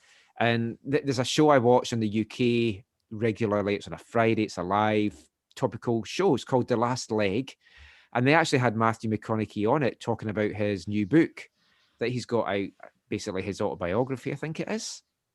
And he was plugging Austin during that show. So he's a great person to have as your cheerleader. But Austin is the expansion team, hence them having the draft on Tuesday. But I don't like how they got the team ahead of others that I do feel like Sacramento were more deserving. But I am excited to see what they do. And it's a city I've always wanted to visit as a big music fan. South by Southwest just really excites me. And I think they've got a fan base to build on from the Aztecs days. And I mean, they've been shafted a couple of times, the Aztecs in the past. And now you've got this team shafting them again as they were trying to get back going. But there's a fan base there. And I've liked what they've done marketing-wise. I like their crest. I like their colors, their strip design, everything that goes with that. I think they brought in the right people too. Like Claudio Reyna is a name. Yeah, he's a good one to bring in. Josh Wolf, though, as the head coach. Oh, yeah, I was just going to ask. I was going to ask who the coach is because I have no... Was it Josh Wolf? Yeah. Before I went on the call, I actually had to look up to see what he'd done. He's been an assistant with the American men's national team. And he's played in MLS up to about 8 years ago, but he's never managed at a high level. And I think that's a little bit of a surprise, I've got to say. For me, I don't have an issue with who they bring in as the first coach, because the first coach is never going to last, especially nowadays. So why not just bring somebody who's young, maybe can grow with the team and everything like that? And then he's got MLS experience. Like he's played it. Yeah, he's been an assistant at DC, and he was an assistant actually at Columbus as well. So the thing is, I would for an expansion team, because you're going to always get the initial excitement anyways. There's no point of bringing in a big name coach initially. You could let the team grow, organically and everything like that. And Austin's going to love that, growing organically because they're kind of that kind of city. But then you bring in that big head coach for that second one, or if Josh Wolf exceeds your expectations, then you have a great coach that you grew with. I mean, I guess I was going to say you could kind of look at it the way that Cincinnati did it, but they went through a couple before they got their big name coach. That's what I'm saying.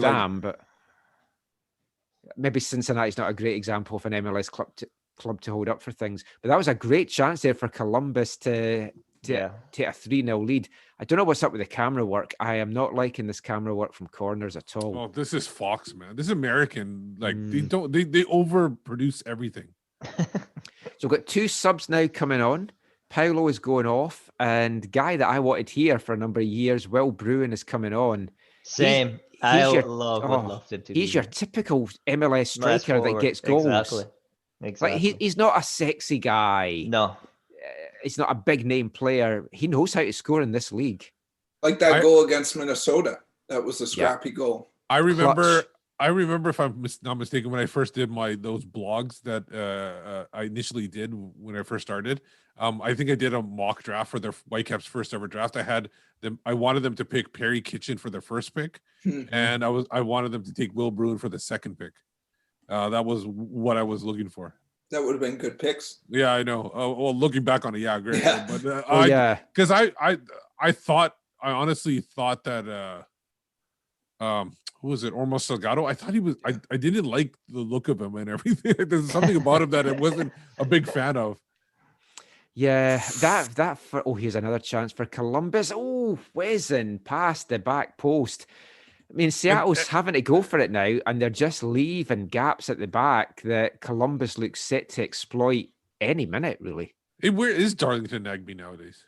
He's injured for this one. He's at Columbus. Oh, he's with Columbus. Yeah, that's right. That's right. I remember. I forgot. I thought it was a spoof tweet initially, saying that he's going to be out. There was another one of their big guys that was out as well, and I was like, yeah, he's not out, but no, he was on the injured not available list, which, considering you've got a guy like that missing, and then you're playing like that as well, but that's like Diaz either has to get that on target or Jizzy just has to like dive in with that foot and just try and get something on it. It's those kind of misses in games that, like Seattle going up the pitch there with a chance. Oh, someone's limping there for Seattle, and they've made 4 subs already. Oh, it's Roldan. Don't know if they took a knock from this or if it's something that he's carrying already. Christian, he seemed to pull something taking that shot there. That would be a big loss for Seattle.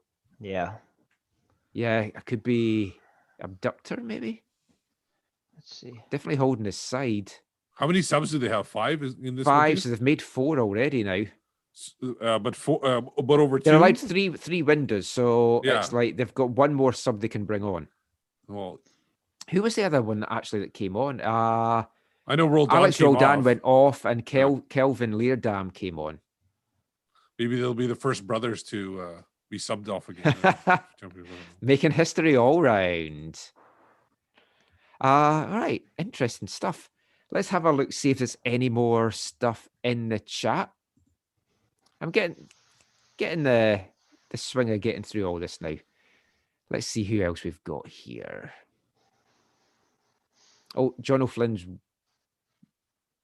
possibly watching the game now. He's found it on Fox TV on Telus. I was going to say to him, because it's on Fox, I think it's going to be on the main Telus channel as well. Right. Wants to know if there's any Canadians on the field at the moment. No. As far as I know, I don't think there is. Protege 5 says F1 track in Austin too. I didn't know that. They've got a Formula 1 track there. Interesting. You know, the thing I always think of about Austin and football, other than them going to Orlando, is when they are in the USL, it's perhaps the worst stadium that I've ever seen. That it was like a college or a high school field that they were playing off. And there was like 4 sets of lines that were all different colors. So like field hockey, and like it was it was so distracting. I couldn't imagine if that was easy or not to play on, but just as a supporter and someone watching it, it was like I couldn't follow where it was out and where it wasn't, or where the boxes were. I haven't had a chance, actually. I don't know what the rendering's like for Austin Stadium. I haven't looked into that. I need to do that.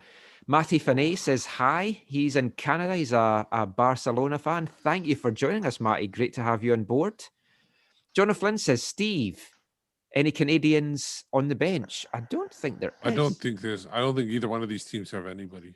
No, the Canadians didn't make it through. We could have had Dane St. Clair for Minnesota in goal. Yeah.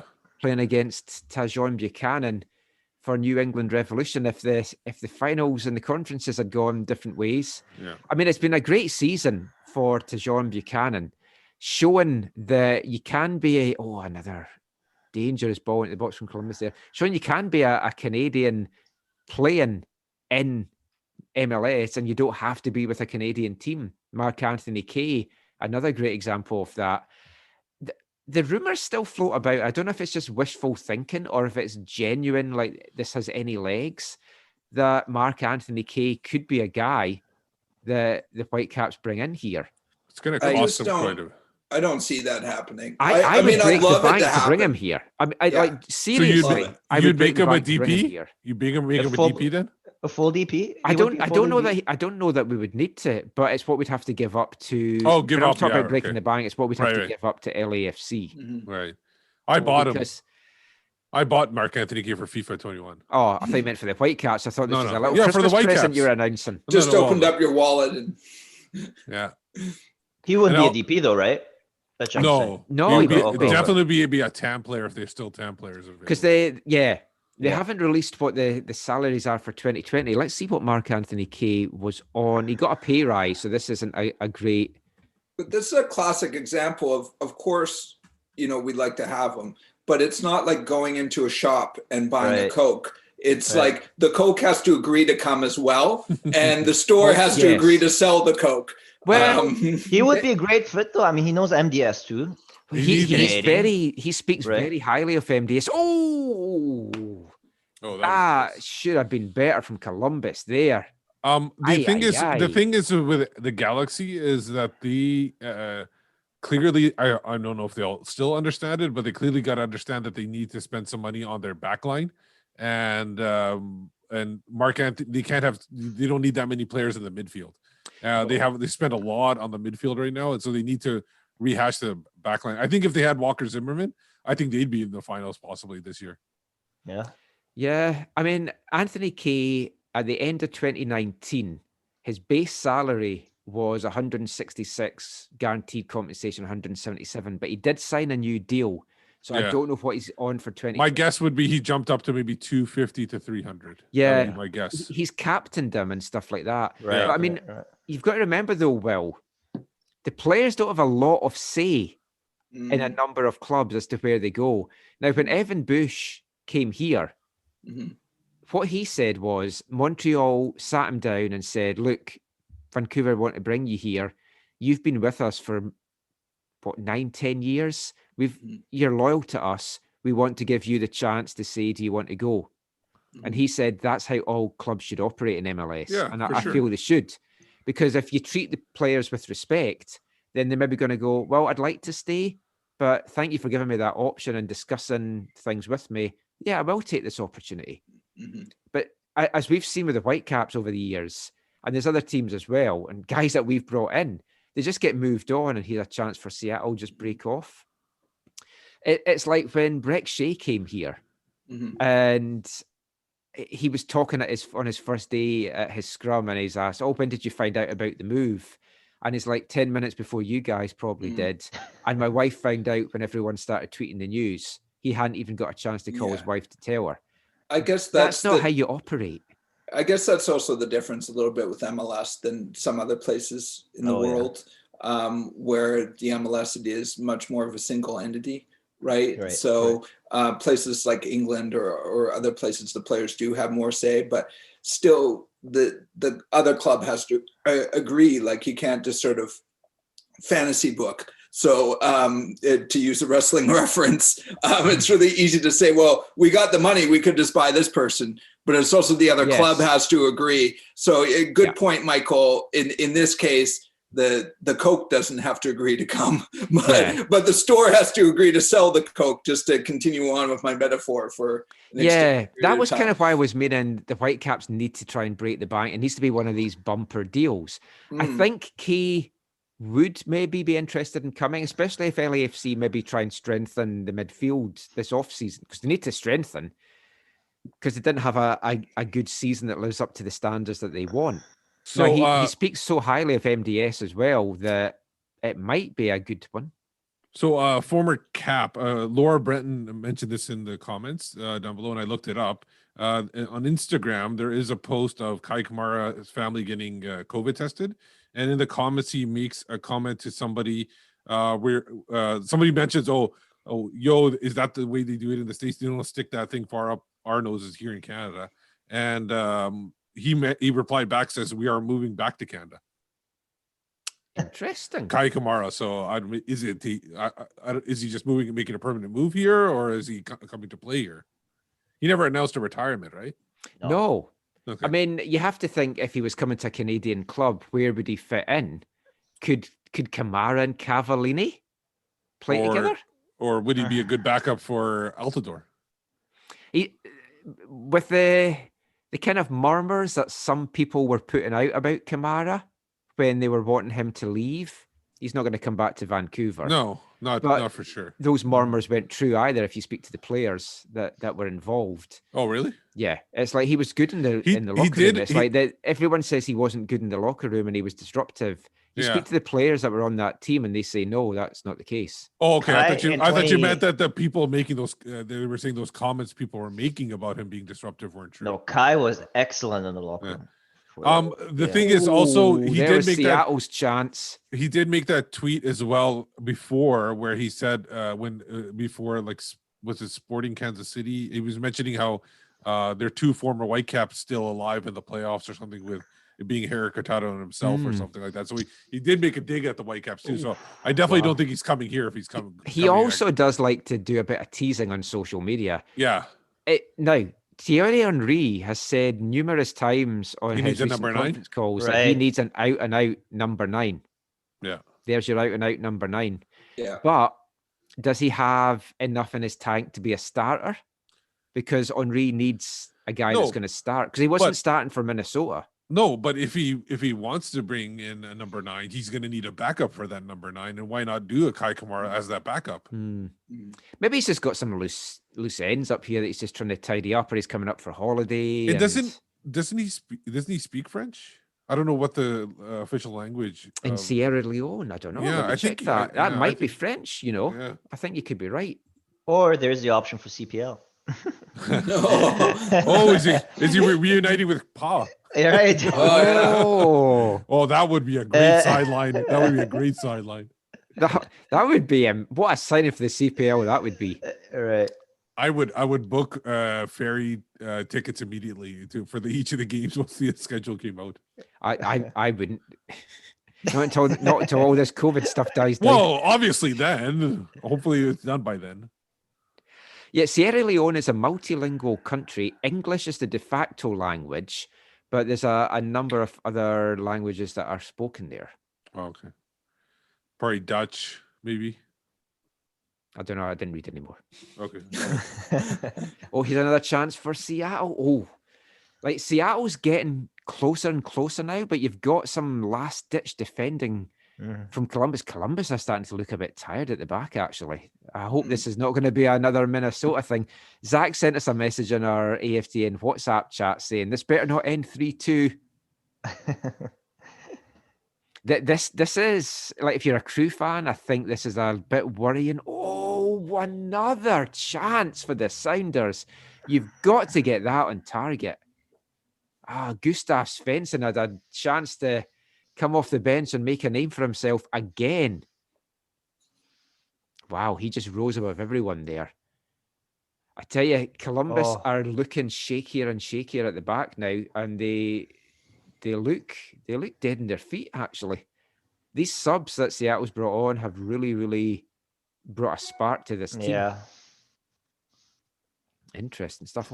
Let's see what else we've got in the chat. Thank you, everyone, for watching. Get a message into chat to us. It's like, really want to hear from you. Protege5 says yes to K. It's probably fantasy booking, as well said there.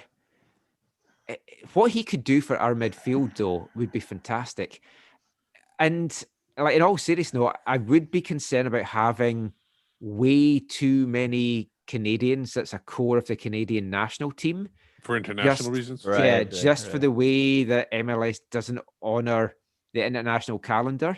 And with Right. all these games that's coming up thick and fast and 4 windows, where they're going to be Right. having 3 game windows during these 4 windows, you'd be losing a hell of a lot of your team if we keep adding Canadian internationals. That's always been my concern. I remember asking, I think it was MDS actually. It might have been Robbo, but it was one of the two of them anyway. I was like, are you not concerned about all these players going away on international duty? And the answer was, oh, well, we'll deal with that when it comes to it. I'm Yeah. like, I'd be thinking about that now. I'm always thinking ahead, and I know a lot of the coaches, at least publicly when they speak, they don't want to think ahead. It's just one game at a time and doing all that stuff. But you've got to think about stuff like that. I know, but you can bring Canadians at different levels where there are like maybe 2 or 3 that are national team level, and then you bring 2 or 3 that are maybe just on the cusp or something below. So you can still do it. It's just you're right. You can't bring everybody at that top level. A guy like K though is worth bringing in and losing for those couple of weeks if they need to. 100%, He's a guy that could settle down the midfield. Like even if you don't have a number 10, which I'm always thinking they probably won't get every offseason. He can do those kind of things where he can be like a deep lying midfielder and be a defensive good. Like him and Baldissimo, I think would be an excellent combination. I agree with that, totally. At the That would back, be great. behind a guy that could be a number 10. Right. This game is really good. This is still going end to end. Crazily. This is way better than Seattle playing Toronto last year. Oh, yeah. It's just so nice that it's at least one different team in the final. It'd be even nicer if it had been 2. But I mean, what are you making then of these last 14 minutes? The longer it goes on without Seattle scoring, I mean, Columbus are home and dry, but that's what I thought against Minnesota, and I stopped paying attention. So I don't know, man. They are like attacking though, but the thing is, I don't feel Minnesota had stopped attacking though. That was the thing. They were just soaking it up. That's the difference here. I don't think Columbus has lost their legs or anything like that. I don't think they're. No, Columbus is starting to push back in the last few minutes. I don't feel like they fear Seattle. I think Minnesota probably started fearing Seattle. So Neil's going off. Shannon Neil's off. Jimmy Medranda coming on. It's a last sub for Seattle. More fresh legs as they go for this. Have Columbus actually made any subs? I think they made 1, but I'll double check that for you. No, they haven't. They haven't? Oh. No. Wow. No wonder they're looking tired. Right. Yeah, but they are pushing back though. They're playing a lot in Seattle's zone. I mean, they have been hit with like COVID issues. They were missing some of the games during the playoffs. So I mean, there's going to be guys that are maybe not up to full match fitness. This is obviously the first choice starting 11 from who's available that Porter has.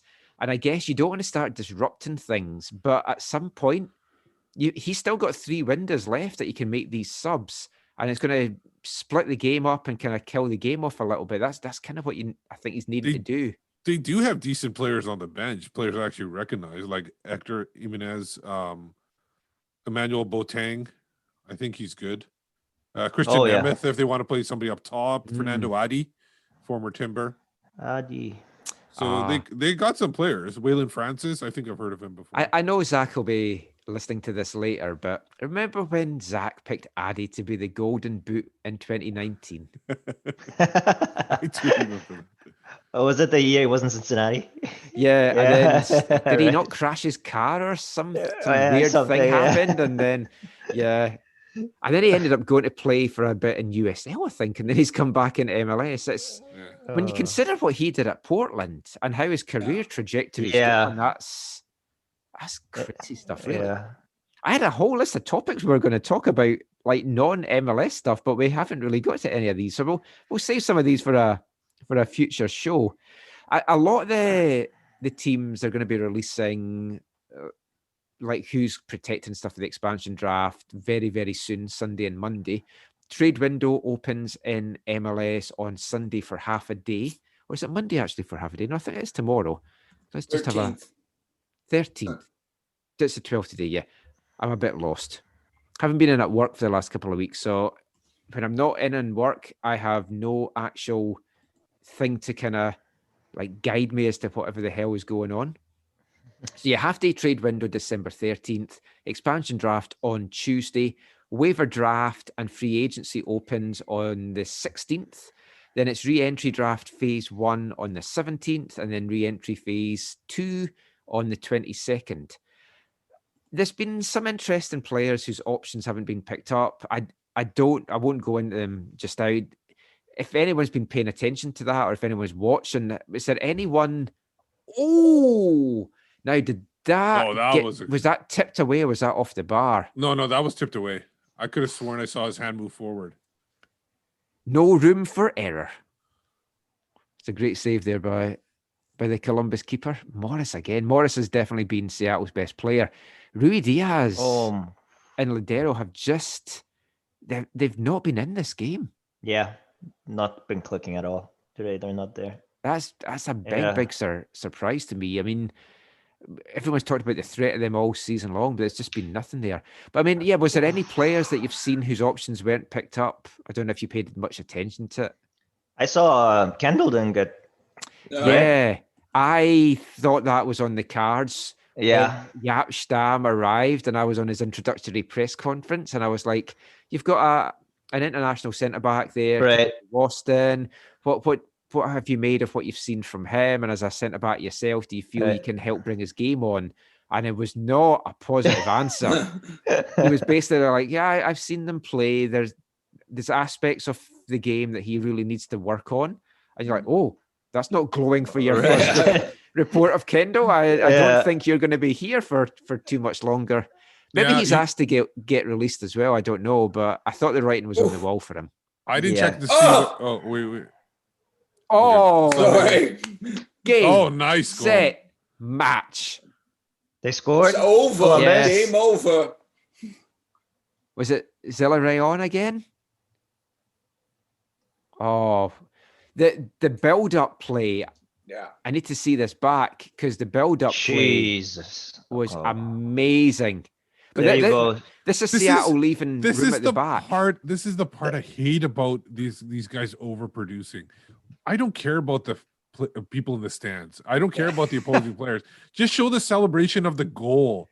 That's the most important thing. You can show fans, like when they show World Cup replays, that's when they show the fans in the replay, not in the live going on. I just don't get it. Zilla Rayon again, man of the match. And this time, your number 10 again, Steve. It was Etienne again. And he wears number 10 too. Yeah. Like, he's obviously been the big difference maker for Columbus today, but Etienne, I think, has had an outstanding Great game. I know we said this earlier, so pleased for Columbus and their fans, and just... It's a great story coming back from the whole Save the Crew and everything. Right. Yeah. I mean, it's rare that you can really get a whole two countries, really, a whole continent united behind you. But the Crew managed to get that done. Even Cincinnati fans didn't want them to move and stuff. I mean, that was great to see. You've had obviously things like the Black Lives Matter. Everyone's united about that. And it takes special moments. And this is definitely a special moment. And now Porter's just going to start making his subs and just killing everything off. That's what you need to do. It's like in the East Fife game today against Peterhead. Peterhead went down to 10 men for the last 23 minutes. They just rotationally kicked people to break the game up and give fouls away. That's what you need to do. Sorry, Peterhead, weren't they redundant when they named that team? Or sorry, Michael, I just had to steal that joke. I'm sure someone said it before, but they're mostly known for prison and fishing. Yeah, it's one of the big prisons there. And on a damp, grey day with no fans in the stadium, in a grey stadium, it looked like we were playing in the prison. And to be fair, East Fife put in a criminal performance. So are you saying, Michael, when you think of Peterhead, think of prison and fishing? I do. We've had some fun up there with their name and various issues as well over the year. But keep that name in mind, because that could be something that comes up in the quiz that we do. Ooh, depends if you get the luck of the draw and you get a round where that's going to come into it. Just letting you all know that now. And it's not about Scottish football, so don't worry. What the hell happened there? I took my eye off the screen for a second. There's two players writhing around on the deck. And some guy looks to have done his shoulder worse than I have. Oof. Let's go back to that. You have been terrible today, Rui Diaz. Oh, yeah, they've both done their shoulders. I'm relating to this. I'm feeling this pain, or I was just in pain to start with. What happened there? Diaz and Smith? How on earth did they both hurt their shoulders there? They slid on the ground? Oh, he's tugged his shoulder back, and then he's landed on his shoulder. Oh, yeah. Diaz. Jeez. They both landed really heavily on their Oh, shoulders yeah. there. He's, don't read lips, kids. I'm feeling every bit of that. My shoulder just got hurt with my dog pulling on her leash when I wasn't expecting it when she saw a squirrel. Oh. And when I went to the doctor, he's like, yes, we see a lot of people with these injuries. It's like, yeah. Oh. This is why you're good, Will, with your cats. They don't do stuff like this to you. Oh, boy. Let's see if there's any more stuff in the chat. Thank you, everyone, for watching. I know some folks messaged me saying they're going to watch this later on. John O'Flynn saying, make some subs, Columbus. Yes. Dennis Molag, tomorrow, 6 a.m. to 10 a.m. Pacific. That is when this half-day draft opens up. I'm hoping that if the Whitecaps aren't active, the fans aren't going to start going up the wall like, what's happening? Why didn't do anything? It's a long off season. Now, Garber was asked when he was targeting the new season to start, and he's still targeting mid to late March. That seems a little crazy for me, just the way that things are going down in the States just now. I know we've got a vaccine, but there's been all this talk, of course, with the NHL seeing if they can maybe try and buy it privately. I don't think sports teams and sports clubs should be getting the vaccine ahead of the general population, even if they do deals. Totally agree. Yeah. It's like, that's just ethically, that is not right. Not right, yeah. We're all massive football fans, but there's things way, way more important than that. You've got to get the vulnerable with this vaccine before sports teams gets it. Right. I mean, if we are looking... Seattle's come close so many times, but like, I'm going to check how many saves have Columbus had to make, because it does not feel like he's even had one to make. Been a few here there. Seattle one on target. One on target for the whole game. I think that's the one that you said did it hit the bar or not. Oh, it will be because he tipped it on. Yeah. Wow, if that's their only shot on target, that is shocking, because that was about 70-odd minute mark. Oh, Fatai Lash is also there in Columbus. Oh. Yeah, Porter's played this game to perfection. It's like, I have not been a big fan of Caleb Porter, the person, over the years. He's kind of hard to warm up to. I feel it's just his persona. You can't knock what he's done as a manager, though. He's great when he wins. Yeah. Schmetzer, I'm pretty sure, is going to be magnanimous in defeat as well, because Seattle's just not been at the races today. Yeah. Hey, there's a Canadian connection for Columbus. Pat Onstead. Oh, yes. Right. I thought that was going to be 4. Oh, I'd like Zardes to pop one away here. I think he kind of deserves a goal as well. Agreed, yeah. Just, he's been one of those guys, like years ago, I'd said, would you be interested in maybe picking him up from the Galaxy and bringing him here? And folks like, no. He's another serviceable MLS player. You're like Kamara, your Zardes, your Will Bruin. These are players that, they're not exciting. They're not going to sell jerseys. They're not going to put bums on the seat. But these are the guys that can get the job done in this league.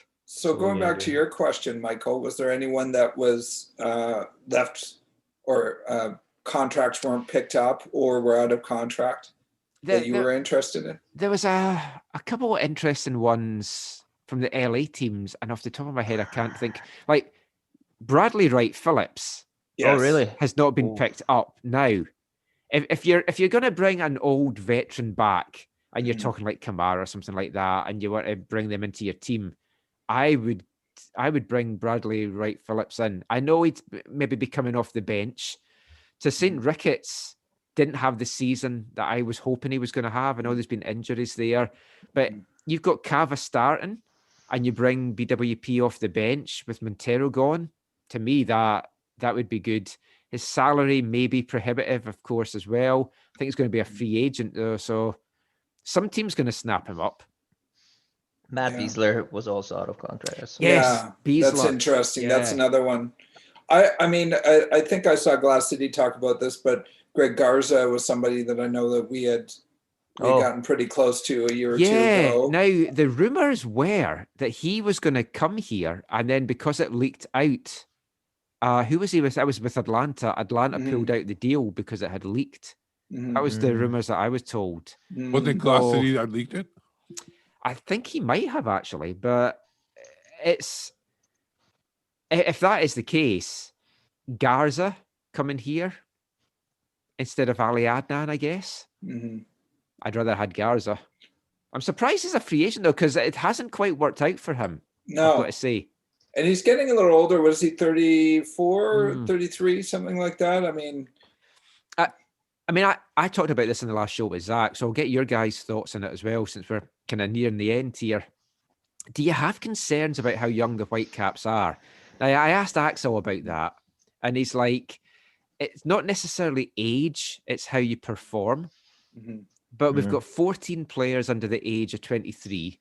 I know some of them's probably going to get loaned out. We've got 3 young DPs that we're bringing in. I feel we need some older heads in there, some veteran experience in the key roles, leading the locker room. I'd like a more veteran presence in the back line as well. Ranko and Godoy's maybe a great partnership in the making. I'd like your kind of a veteran centre-back in there somehow. I also agree with you, Michael. I think what you're saying is I think veteran leadership is really important. I also think it's experience within the league. Yes. And so, I mean, they've brought in some veterans like Pedro and stuff, but they did also lack some of that experience within the league. And I think we're missing the veteran leadership, but also the knowledge of the league as well. And obviously there's Rusty and a few people that have been around for a while, but I don't think we have enough of that. The problem with getting veteran leadership in the back line, Eric Godoy is like 27, 28 years old. Like, he's not a kid, so he should be able to provide that veteran leadership to the younger guys. My thing is that they got to get the right older players. I don't have a problem with them being young, as long as they have the right older players in every kind of level of the team. A good older attacker, a good older midfielder, a good older defender. We've missed that experience in the middle. Yeah, Wilson Bikel for me just didn't. That's 100%. It's the midfield presence that you need. Not the elderly, but the veteran leadership in the midfield, because that helps you attack and it helps you defend. Didn't Henry have a great line about people keep on saying that I'm not a veteran, I've been playing I can't remember, it was myself or Har that had asked him about bringing more veterans into the team, and he's like, look, I've been playing since I've been 18 years old. I am a veteran. It's like Tiger's a veteran as well. It's like, no matter what you think of him, he is a veteran. Oof. Oh, at least Seattle's still going for it. Bless them. They got 3 minutes of Schmetzer time. Hey, this would be the comeback to end all comebacks if they did anything in this. I think we're safe to. Couple of things in the chat. Milan M is on. You know him, Navid. Yeah. He's saying hi, Navid. John O'Flynn, All Ireland hurling final tomorrow, 7:30 in the morning, Limerick against Waterford. I haven't watched hurling or Gaelic football for a number of years. I don't know if you guys have ever watched it. No. 2 very violent sports. Hurling in particular. It's like field hockey, but you're holding your stick up in the air and you can hit people with it. Jeez. Gaelic football. I tried to watch some. They had some on Sportsnet World for like the summer that I had Sportsnet World, and my wife was just confounded about why are they dribbling it and then they're putting it on their feet. Like what? I can't figure out the rules. That makes no sense. And she also doesn't like that there's 2 ways of scoring. She's like, there's got to be only one way of scoring. You put it in the net or the uprights. Yeah, for me, it's the last time I had any experience with hurling was about a year ago at my cousin's engagement. It was a rough couple hours there and a rough week to follow. Tell you, if you think hurling's vicious as well, you should see some shinty, good old North Scotland sport. I've seen videos of that on YouTube. Yeah, Shinty is absolutely insane. What else have we got in the chat? Protege5 is sending shoulder solidarity to me. Thank you so much. He did his clavicle in August in a cycling crash. Oof. Yeah. I did my clavicle a couple of years ago as well, just some tomfoolery after an East Fife away day. So I feel that pain as well. But we'll wrap up soon. As soon as the final whistle goes, we'll keep going just for a little bit after that, if you guys are okay with that, just while they're doing the presentations. Then I'll wrap things up and I'll kind of jump on the post-game press conferences. And for those of you listening on the podcast, I'll probably splice a little bit of audio in. But since we've been talking all MLS things, there is the final whistle. Caleb Porter is a two-timer. He's a two-time MLS Cup champ. And Columbus Crew as well are two-time MLS Cup champs. That was 2008. Wait a second, I'm 10 seconds behind. They still might be able to make it. Oh, sorry, don't want to spoil it. No, it's over. It's over. In the multiverse, yeah. Wow. Yeah. So this Ziggy Schmidt is happy. This Ziggy Schmidt is happy. Yes.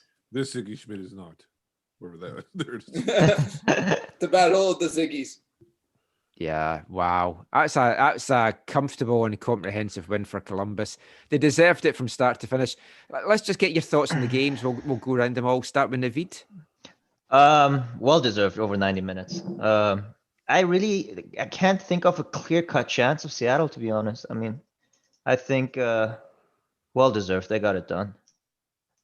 Yeah, I mean, the Seattle huffed and puffed, but they just didn't come close. Oh, yeah. There is a Canadian there, Jordan Hamilton. I just saw him right there in the background. I don't think he was on the bench though. I don't think he was 18, but there's a Scottish guy, Chris Cadden, with Columbus. Oh, there you go. There you go. Oh yeah, Jordan Hamilton. Yeah, he played one game against East Fife. I know that because I checked his stats just to see, because I was going to speak to him this week and I was going to ask him about that. Oh yeah, Jordan Hamilton. I forgot he'd moved to I totally missed that. Oh, so there you go, John. But he wasn't on the bench though. But he still is part of the winning team, I guess, winning club. So Will, just what's your thoughts on Columbus's win quickly? Well, they obviously really had Seattle's number, and it did definitely see from about the 15-minute mark on that Columbus had most of the game. Seattle had a bit of a late surge, with another 10 minutes or 15 minutes to go at the end of the game. But really it was, I felt it was mostly Columbus and a well-deserved win. Oh, Caleb Porter. Is that the new, is it the new Mourinho? New Mourinho? Yeah. They're gonna have to break some oxygen out for him right now. Yeah. He's enjoying this. It's like... Is it because it's against Seattle, you think? A little bit? That might be part of it. Oh, that'll be extra special for him. Yeah. I'm still not sure fans should be there.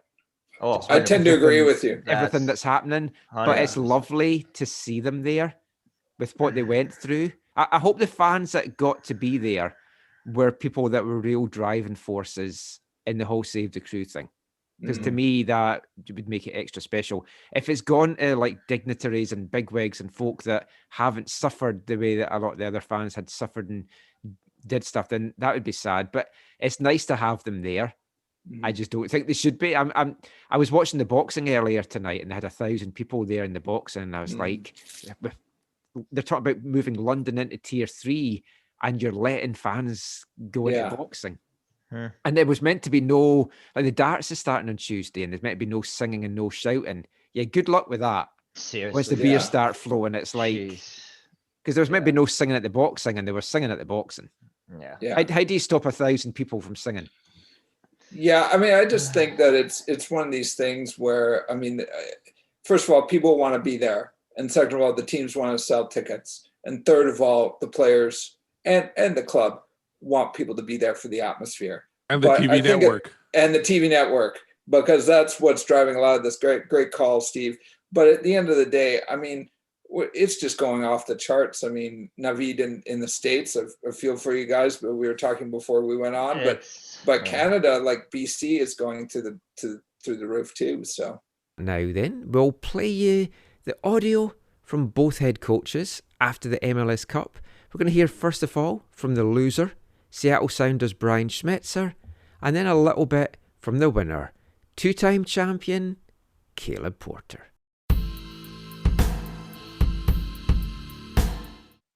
I'll congratulate Caleb and Columbus. That was a very good performance. And then I'll also say that I'm very proud of the season, not the last game of the season, but the season that my squad put together. They worked hard. They fought till the end, but they came up short tonight. But in the long run, in the bigger picture, I think there's certainly a lot of success that follows this franchise, and we hope to continue that. The last game may have taken a bit too much out emotionally, physically, and everything, as well as Columbus closing out their stadium at the same time. Well, maybe the last game was emotional. It was emotional high, and you got to get back up again, but it was a cup final. I almost felt like in that first half, our soccer wasn't great, and it was almost like they were too wound up, too tight. Just couldn't seem to find their rhythm early in the game, and then obviously you go 1 goal down. Okay, that's okay. But going 2 goals down certainly was a dagger. And that was, something that, you got to give credit to Columbus. A lot of work, what a long journey to this point. Started last year. Last year, first half of the year was a rough start. Obviously, it was a transition, but you saw mid-season, that we started to get, our playing style going. We started to get players in that could execute, and the mentality, which is so important to winning, started to grow. And then this year, it carried right into this year. From day one, we didn't lose a preseason game. I think we won the first 5 games, and I really think there was a period where we won 1-7. As much as everybody was panicking, we weren't as a staff, we weren't as a team. And in some ways that probably made us tougher, made us stronger, like the entire year, all the adversity that we had. This is a pretty special date, 12/12, and it's a very special stadium. 16 years ago, 2004, as an assistant coach at IU, I won on this pitch on December 12th, ironically, in my mentor Jerry Yeagley's last year. People don't talk about Jerry Yeagley, but because he's never been a pro coach, but he's one of the best coaches, soccer coaches ever, and won 5 national championships. And I started learning from him, and I cut my teeth with him, and I won a championship on this field on 12/12, ironically. And 10 years ago, 2010, on 12/12, I won a national championship at Akron, a city that no one talks about a lot up the street, city that I was proud of, Akron. We won a national championship, and then obviously 5 years ago, we won a championship, not on 12/12, but 12/6, but on this field. So I don't know. You tell me, is it meant to be?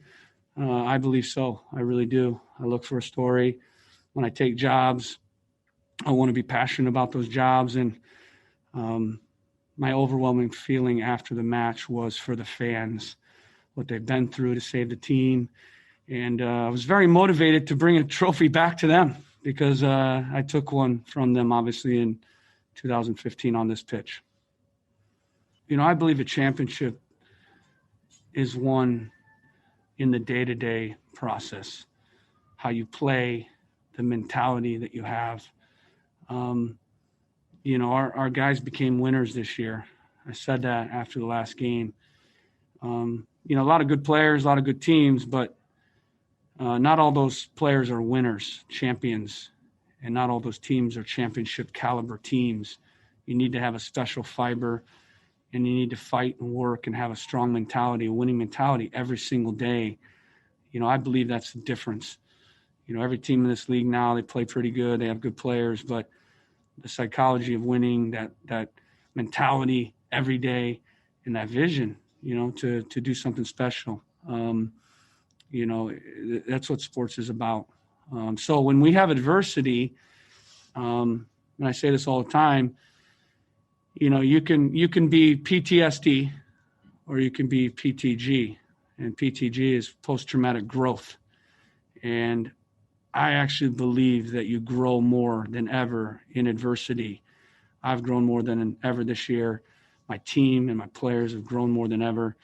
And so when we have adversity like this week, we use it the right way. We handle it the right way, because life, there's a lot of adversity. There's a lot of ups and downs. You get bloodied.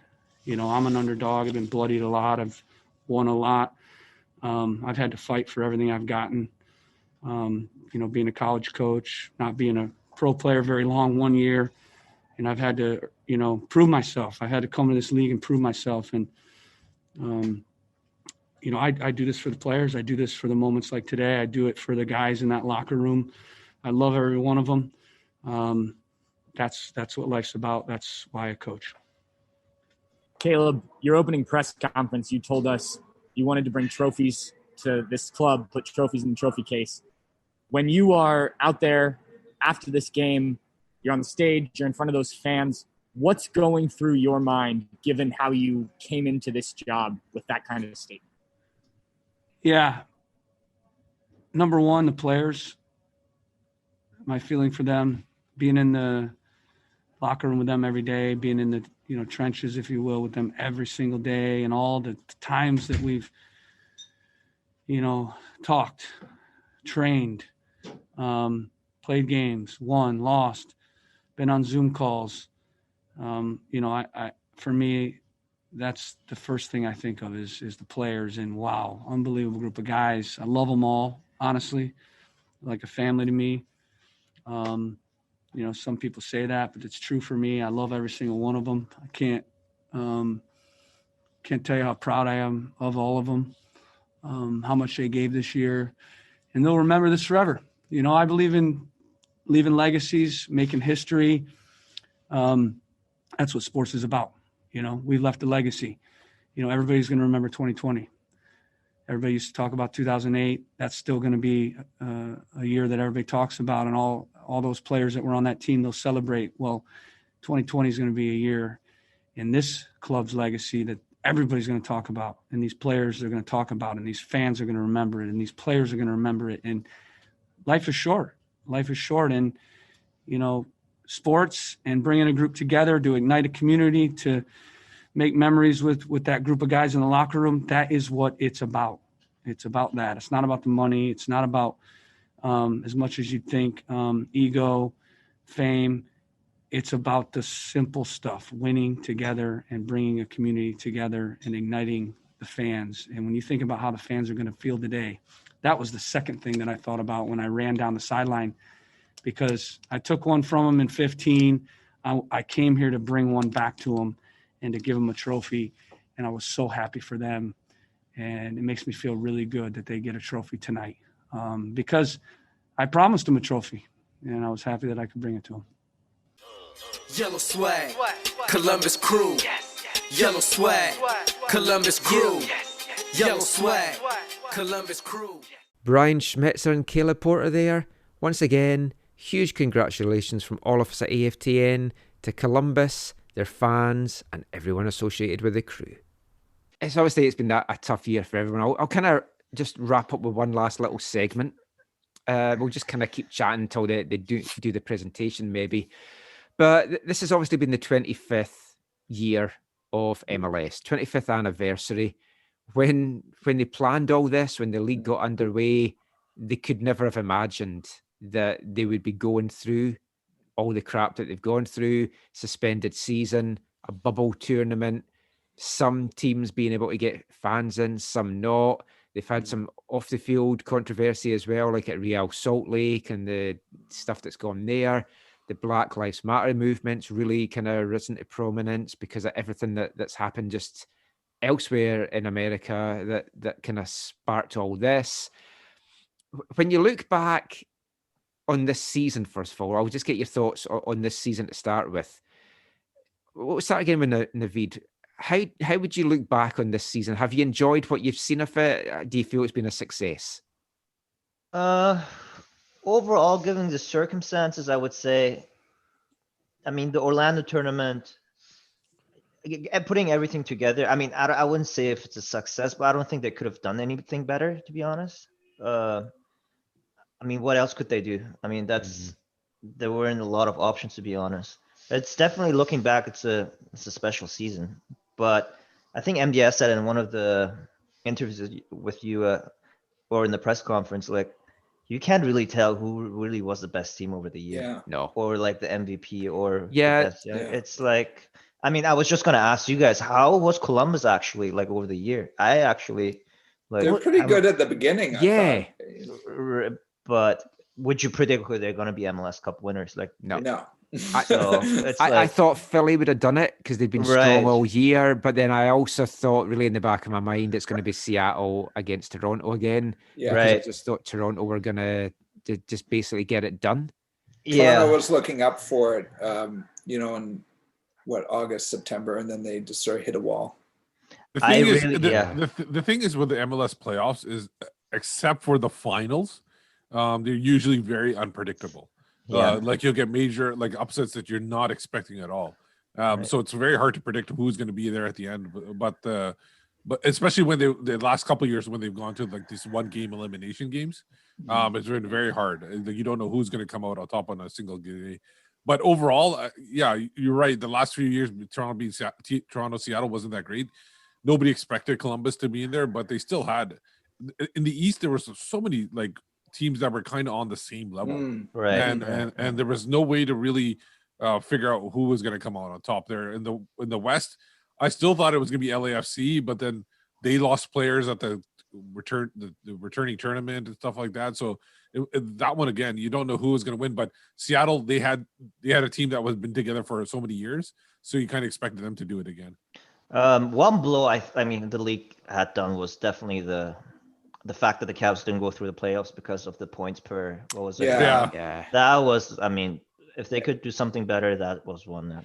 I just have to kind of agree that I just think that was a joke. And to be honest, I enjoyed the MLS is Back tournament, but after that, I mean, I don't know. I didn't really, I wasn't really feeling the season, and it seemed a joke. But I just think they should have ended it. Like for me, a big part of it was, and we talked about this in the show, MLS is Back. Every single game was on TSN. So you could PVR it, you could watch it at your leisure, you could fast forward through it if you wanted to watch them that way.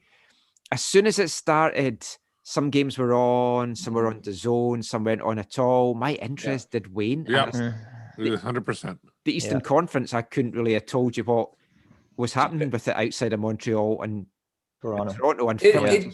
It did feel like now not the same level, but it was sort of like a cup tournament, like the Euro or the World Cup, where I'm like really engaged in all these games that are going on. Obviously, I had a dog in the fight, but it was also like it was the whole event meant something kind of thing to a certain extent. And I know some people didn't like this, but I'm working at home. I enjoy turning on the games at 9 a.m. or 7 a.m. or 8 a.m. or whatever and having them in the background while I'm working. And I'm like, oh, I really want to catch the one after work or at 3 p.m. or whatever it was. So I enjoyed having that. And that felt like a very compressed, intense thing like the World Cup or the Euro. Certainly not as big. I'm not trying to say it was as big. Yeah, but I loved it. I genuinely would not have an issue with them doing that next year as well. Okay. We enjoyed it so much we were going to do an 8 o'clock watch along. I know. The game got cancelled. Garber did talk about they've lost nearly $1 billion this year, and that everything that went into putting that tournament on, the way that he was talking about it makes it sound like they're not going to do anything like that again, just logistically, cost, everything like that. So I mean, that it was great. He just feels that the viewing figures in the States have been really good since they returned. So I guess that's the big driving thing. The game that they moved, as much as we said it was terrible that they moved that game to the Seattle, Minnesota game to the Thursday, or was it the Sporting Kansas City, Minnesota game? They moved that to the Thursday to be on Fox. It drew their best rating. Of all time? I can't remember exactly what he said. Okay. For a normal game or a playoff game, I think it was their best rating because it was on Fox Sports proper. It was on Fox proper. Oh, Right. I like this. It was I on like this force. owner. I like this owner big time. Let the player actually grab the cup. Yeah. Oh, was it Atlanta when with the Right, owner, he took the cup, I think. Yes. Listen, I listen, hate the That's- fact. I hate the fact that they give these cups to the owners first. That's stupid. Yeah. Like they do it in yeah. they do it in NFL, in baseball, and in basketball. Yeah. Mm. In hockey, it goes to the. Oh, I don't even see the owner on the ice. Well done, Columbus. Yeah. Yeah. Really happy. So last couple of things then quickly. So it's the 25th year. Like, do you look at MLS fondly? It gets obviously a hard time. There's a lot of stuff that goes on in the league that's nonsense and all the rules that are so complicated to understand. But it is the top level of football we've got in North America. There's been rumors this week that FIFA have approved Liga MX and MLS merging. So whether that is true or not, I don't know. If you have that being the case, the Whitecaps are even more out in the cold. I just can't see us being a factor in that. No, we're not at the top table or the middle table. We're at one of those little tables that Donald Trump's been signing all his things on. I don't get how they're gonna do this. Like, why? Like, I understand that they want to get like TV money. This is what this is I understand all the about. TV money, but why not just do something else on the side like they were doing before? But I guess maybe they didn't feel that was legitimate enough. I don't know. Remember that tournament they were trying to do where they have half Mexican, half the teams? Yeah. I mean, that's still going. So I don't know if this is to be an additional thing or if it's to take over from it. There had been initial talks it was going to happen after the 2026 World Cup. So, I mean, it still could be a while away. But, I mean, you are just getting then onto... That I could see with the timing, like doing it after the World Cup. But generally speaking, I don't know. It's I think if they do that, they have to do different like leagues, like leagues. higher They league, would have to like higher a tier league, 1, lower tier league, 2. and maybe 3 tiers. Well, you'd have to have promotion relegation then. 100%. You'd have to. Yeah. There's already 3 tiers in Mexico. Yeah. There's the Esencia. Yeah, and or they whatever. stopped relegation from the top tier this year because of lots of stuff that was going on. And or can something. you imagine if Vancouver's in a tier with teams all mostly East Coast, down south, or something like that? Well, yeah. And there's no teams near them at all. Well, the only thing that might work in our favor is they were talking about a lot of it would be regionalized. Oh, okay. But That doesn't make Mexico's sense kind of either. on our side anyway. Yeah. So that doesn't, I don't know how that works. That Maybe doesn't they make mean sense. the top teams would be in, like, say, the Premier Division, and then everything else would be regionalized. The bad thing if that happened from the Whitecaps view is all our rivals would then be in the top tier. Yeah, So except we'd be in Montreal. with Colorado and like Real Salt Lake and stuff like that, probably. Except Montreal. Montreal would be the only one that would be one of our like kind of rivals. Oh, we'll probably end up moving to a North Division or something. Yeah. Would you guys think that they're going to remove the salary cap thing because they'd have to. They They have would to, that have to 100%. The Well, that'd be MLS teams interesting. couldn't compete. Maybe Yeah. different levels. Maybe there's no salary cap at the top level, and then you have salary caps at the lower levels. That could be when the Whitecaps move to CPL because Yeah, I was or, thinking. or they that, just Michael. sell the team and it relocates somewhere else. Yeah. No, because the thing is they can sell the MLS franchise, Right. and then Yeah, keep the they Whitecaps can sell the name and rights. everything. Yeah, they'll keep Yeah, all and that. Yeah, and then they moved. That's what I thought would happen anyways. And by like 2030, I was Yeah. expecting that to happen because by then all the expansion teams will be taken up or spots or whatever. Last thing to mention, MLS announced their all-time top 25 greatest players this week that's played in the league over the 25 years. I mean, I'm sure it comes as a big surprise that there was no Whitecaps on it. I mean, I was stunned. But there wasn't even any former Whitecaps that were on it as well. There was a few that were nominated. Really? Huh? Yeah. Let me guess. Wait. Nominated. Yeah. Camilo would have to be one. Well, it would have to be Jaden Merritt, one of them, you would think. Oh no, the goalkeeper. What's David Ousted. No, from San Jose. Come on, Joe Cannon. Joe Cannon. Joe Cannon, yeah. I could see Joe Cannon. Yeah. Joe Cannon was nominated, as was Kai Camilo? Kamara. No, Okay. no Camilo. And Really? there was a third Whitecap. Third Whitecap. Davies? Think about I was going to say, think about who's had a massive impact in MLS. Yeah. Alphonso Davies. I thought Camilo would be, because he did have that one fantastic year, and I thought that would be enough for him to be nominated at least. Well, see, this is the discussion I was having with folk. Like, obviously, I'm joking. There's no way the Whitecaps, Whitecaps would be anywhere near the top 25. Some folk didn't get that I was joking when I tweeted that out, but obviously I don't think that. But then you start to think, Paul top Barber 50.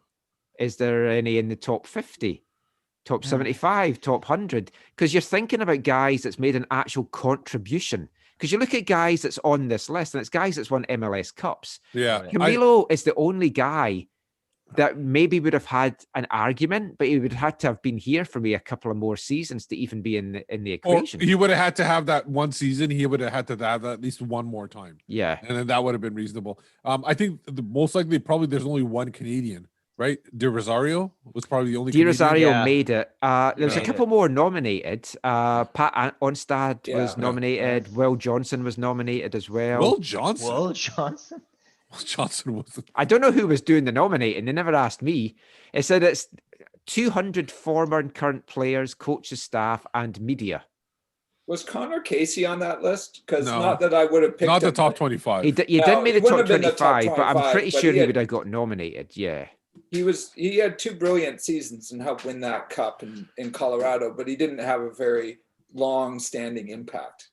No, I mean, some of the names on it, I'll quickly no, I won't quickly rattle through 25 names. That's a lot for folk to sit and listen to me. Well, a lot of the names aren't going to be recognized because they're from the early days. Yeah. But you've got like Beckham and Beckham, De Rosario, Dempsey, Donovan, Javinko, Kobe Jones, Robbie Keane, Joseph Martinez.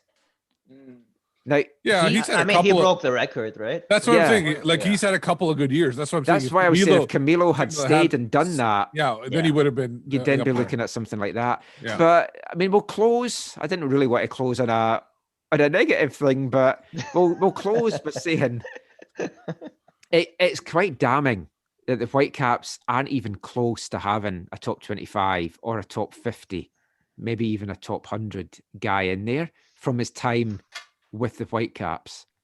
And let's just hope the next, not 25 years, but the next 5 years can see a change. Because we've sat and watched Columbus tonight.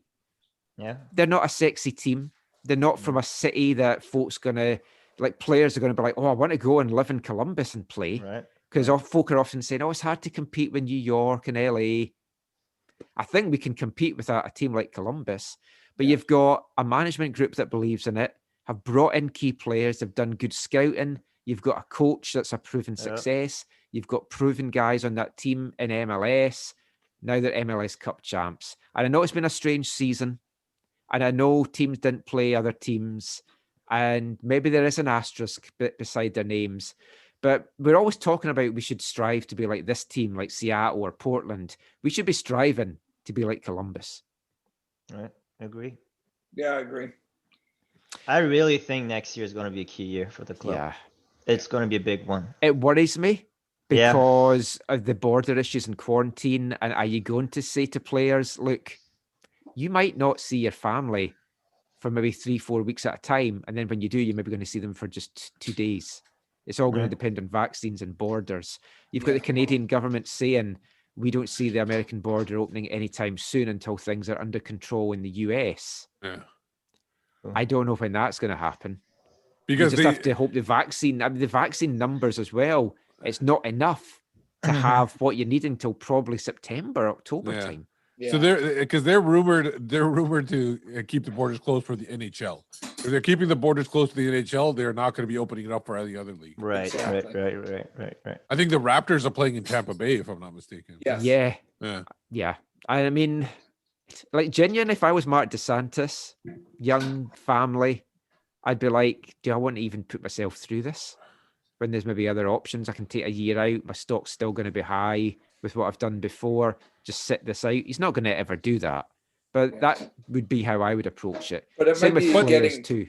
Yeah, I was just about to say, getting players might be difficult if you're trading within the league and you're going to be picking up an American or something. Well, no, but if you think of it, for those players they want to acquire, I think I talked about it on a different podcast, earlier podcast. if you're going to be playing in Portland most of the year, you could say you don't have to worry about, are you coming to Vancouver? You can move your family to Portland. And that might be a selling feature. Like even a player from outside the MLS, you say you'd be a little bit in Vancouver, and then most of the year we'd be playing in America. This could be our way to get experienced MLS veteran Americans as well. Right. That's a good point, as long as their families are willing to move, I guess. Yeah. And like I said, they're going to be maybe on that side, they'll be a couple months away from their families, but most of the year they'll be with their families because Vancouver will be in Portland. Yeah. I think that's a good point to end it. Thank you, everyone, for watching the stream. I know most folk will listen to this later on the podcast and stuff. We'll just go around, everyone, for a final goodbye and just let everyone know where they can find you online. Let's start with Will.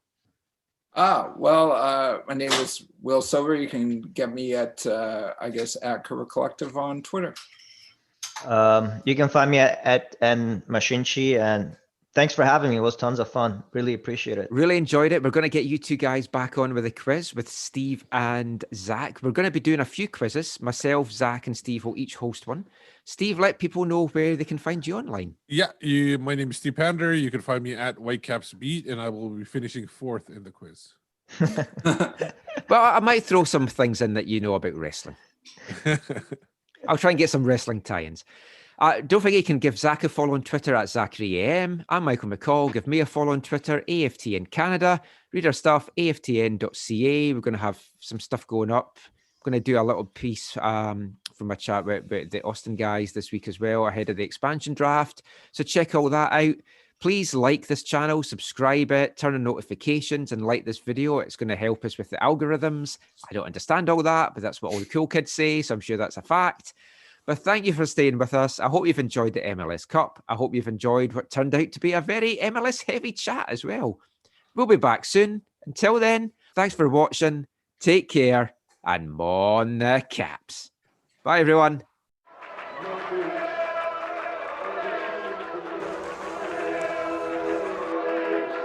Going to your first match is an experience you never forget. The atmosphere of what's going on around the pitch looks beautiful, and you always look and go, wow, I'd love to play here one day. If you get the bug, it's going to stay with you for life.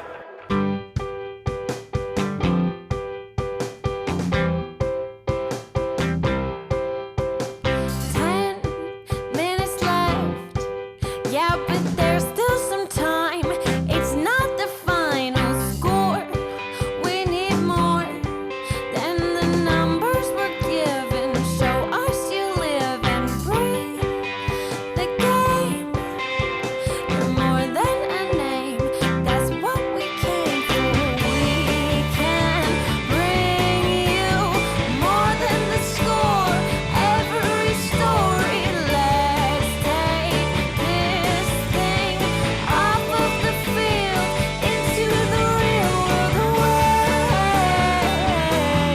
from the numbers, away from the numbers.